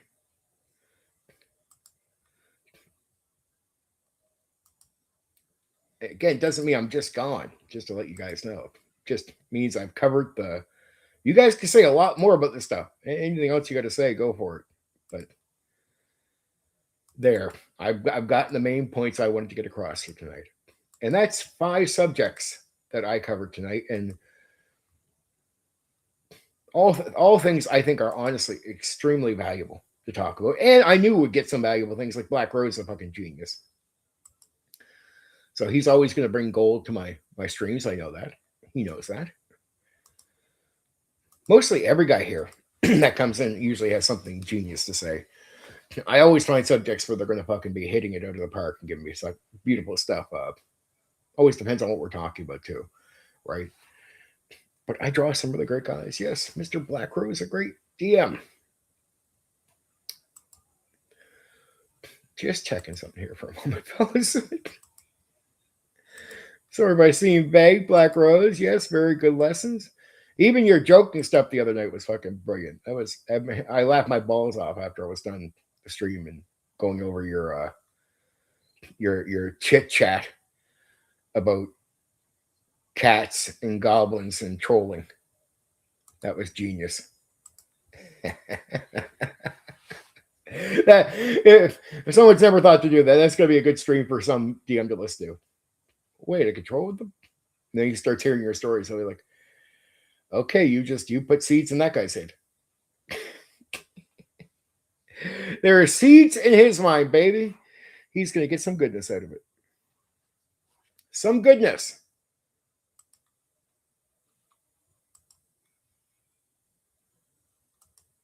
All right, let's go over streams coming up.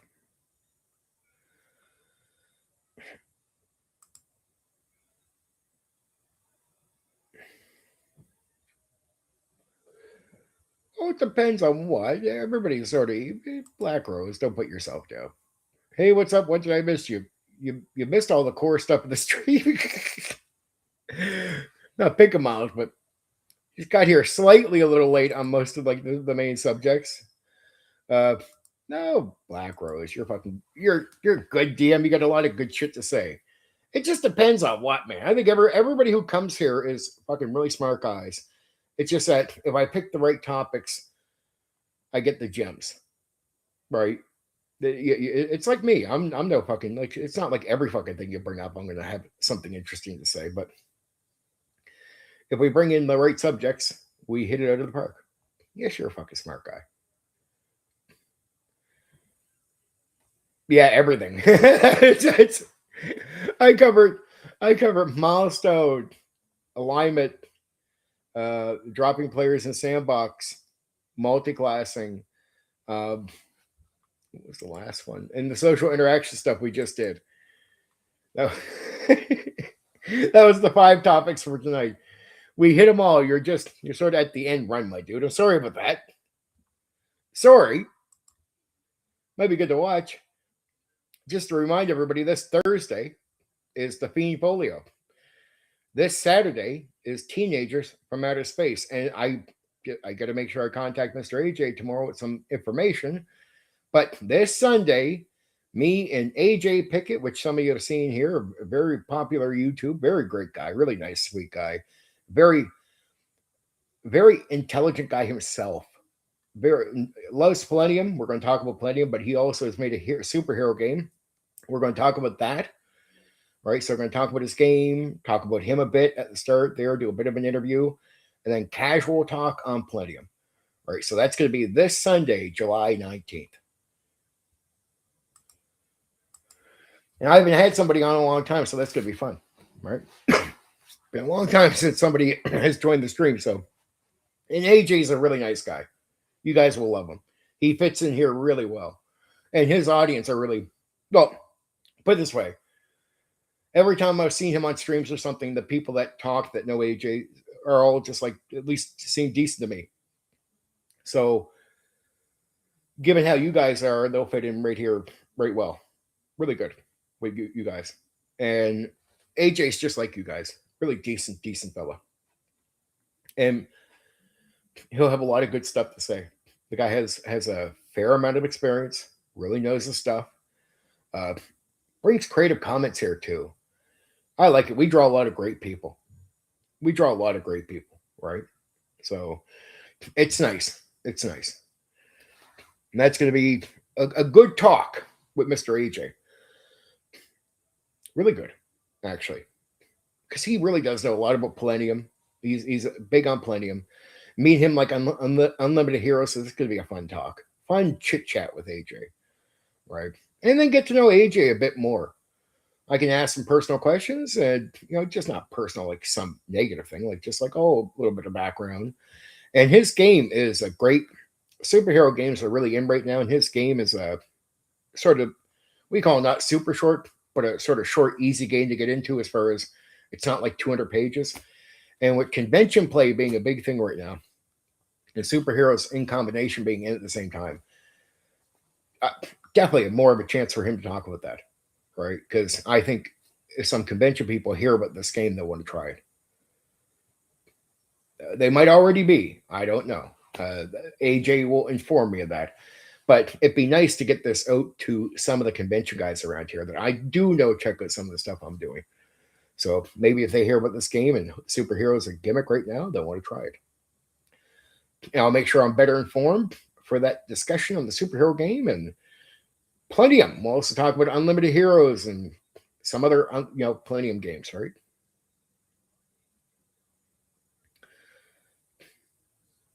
But there you go.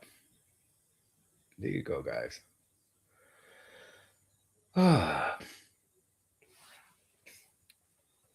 brain like partly melted here. I got a lot of tasks to do. Me too. Me too. Really, like I'm looking forward to it. I haven't had a person on in a long time to talk to, and AJ's fucking perfect guy to talk to. Like just perfect guy to talk to. Really sweet guy. So uh, get on here and have fun. That would be it, right? That will be it. That would be the main aim. That would be the main aim. I don't. I respect the popularity with you too, but I don't. That's not the importance to me. It's he's just a nice guy to talk to. I definitely say that because we're YouTubers, so of course we're going to say he's popular to attract people to want to watch it. But it's not to hang up with me. He's a gamer, and I can tell me and him click on a few things. So just I like talking with gaming, and I hope that's he understands that. That I just appreciate. I'm not shallow, right? The YouTube thing, great. The being able to talk about games, fucking fun, dude. That's what I'm in for. I hope that's exactly what he's looking for, right? Fun talking about games, and you guys get to know him a bit more. I get to know him a bit more. I can ask him some questions, right? So, and the guy does some great content. So that's another thing I would tell my people go check him out. AJ Pickett is a fucking great guy. Does some great content worth actually checking out. For real, worth checking out. Where he says a lot of creative, amazing things on his channel. There is no doubt. He's not a popular YouTuber because he does bad content. No, he's a popular YouTuber because he does fucking good content. That's legit. I'm not going to sit there and downplay it to pick, but no, fucking AJ is fucking brilliant when it comes to YouTube. Straight up fucking brilliant guy. And he shines for a reason because he can back it up. Like I think he'd be the first to tell you, I put a lot of work into YouTube. Like, yeah, but you got your shit together too, dude. You have to have something. You can't just hard work isn't just all it, man. You got to have something behind that. So he has an it factor. You can obviously tell when he's doing streams. You can tell when he's doing his videos, man. So great charismatic guy, but he's also very humble, which I like about him too. And I've never seen him be anything but that to the people he talks to on streams. Humble, respectful guy, right? That's why I think so many guys want to talk to him. That's why he's in probably a few circles I've seen him talk to people in. And every time he's on, people are like happy to talk to AJ because he's a fucking stand-up guy, right? Now, I mean, maybe you'd be like, Steven, you're blowing smoke up my ass too much. No, I'm just saying, at least that's how it comes across to me. I can only, it's from the outside looking in, man. He seems like a stand-up guy to me. All right, so very happy to have him on because everyone knows here that's the type of people I like, right? I like fucking just genuine stand-up fucking people. And I like the fact that that's usually exactly the type of people we attract here. Like everybody comes here usually seems to be stand-up fucking decent people. And Black Rose, as you know, whenever we do somehow get a jerk here or two, they seem to want to go away anyway. That just saves us some time. It's like, hey, these guys are too nice and I want to attack people. Well, dude, I don't do that. So you're going to have to go to another YouTuber to get that. You're going to have to go to one of the other fucking jerk offs that do old school stuff. It's not me. I'm not going to do that.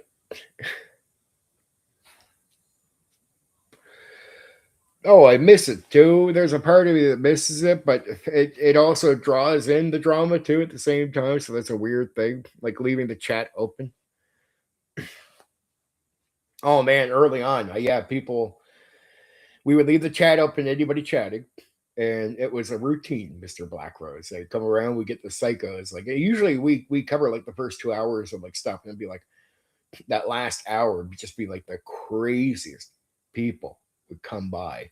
And it was like routine. It was like stream after stream of them just showing up right on that last hour. That's why we started calling it the witching hour. Like, yeah, they were some fun times too. Some fun times. We even had a few of the really fucking nasty guys ended up strangely, as you know, Black Rose following me, watching my content, not knowing the whole gimmick was to follow my content and then try to use me to grow themselves on YouTube. But you get shallow people like that all the time. It's like there's some people I look back at, I should have clued him right away. That guy was here to try to get a hit off my back. Okay. Should have figured it out.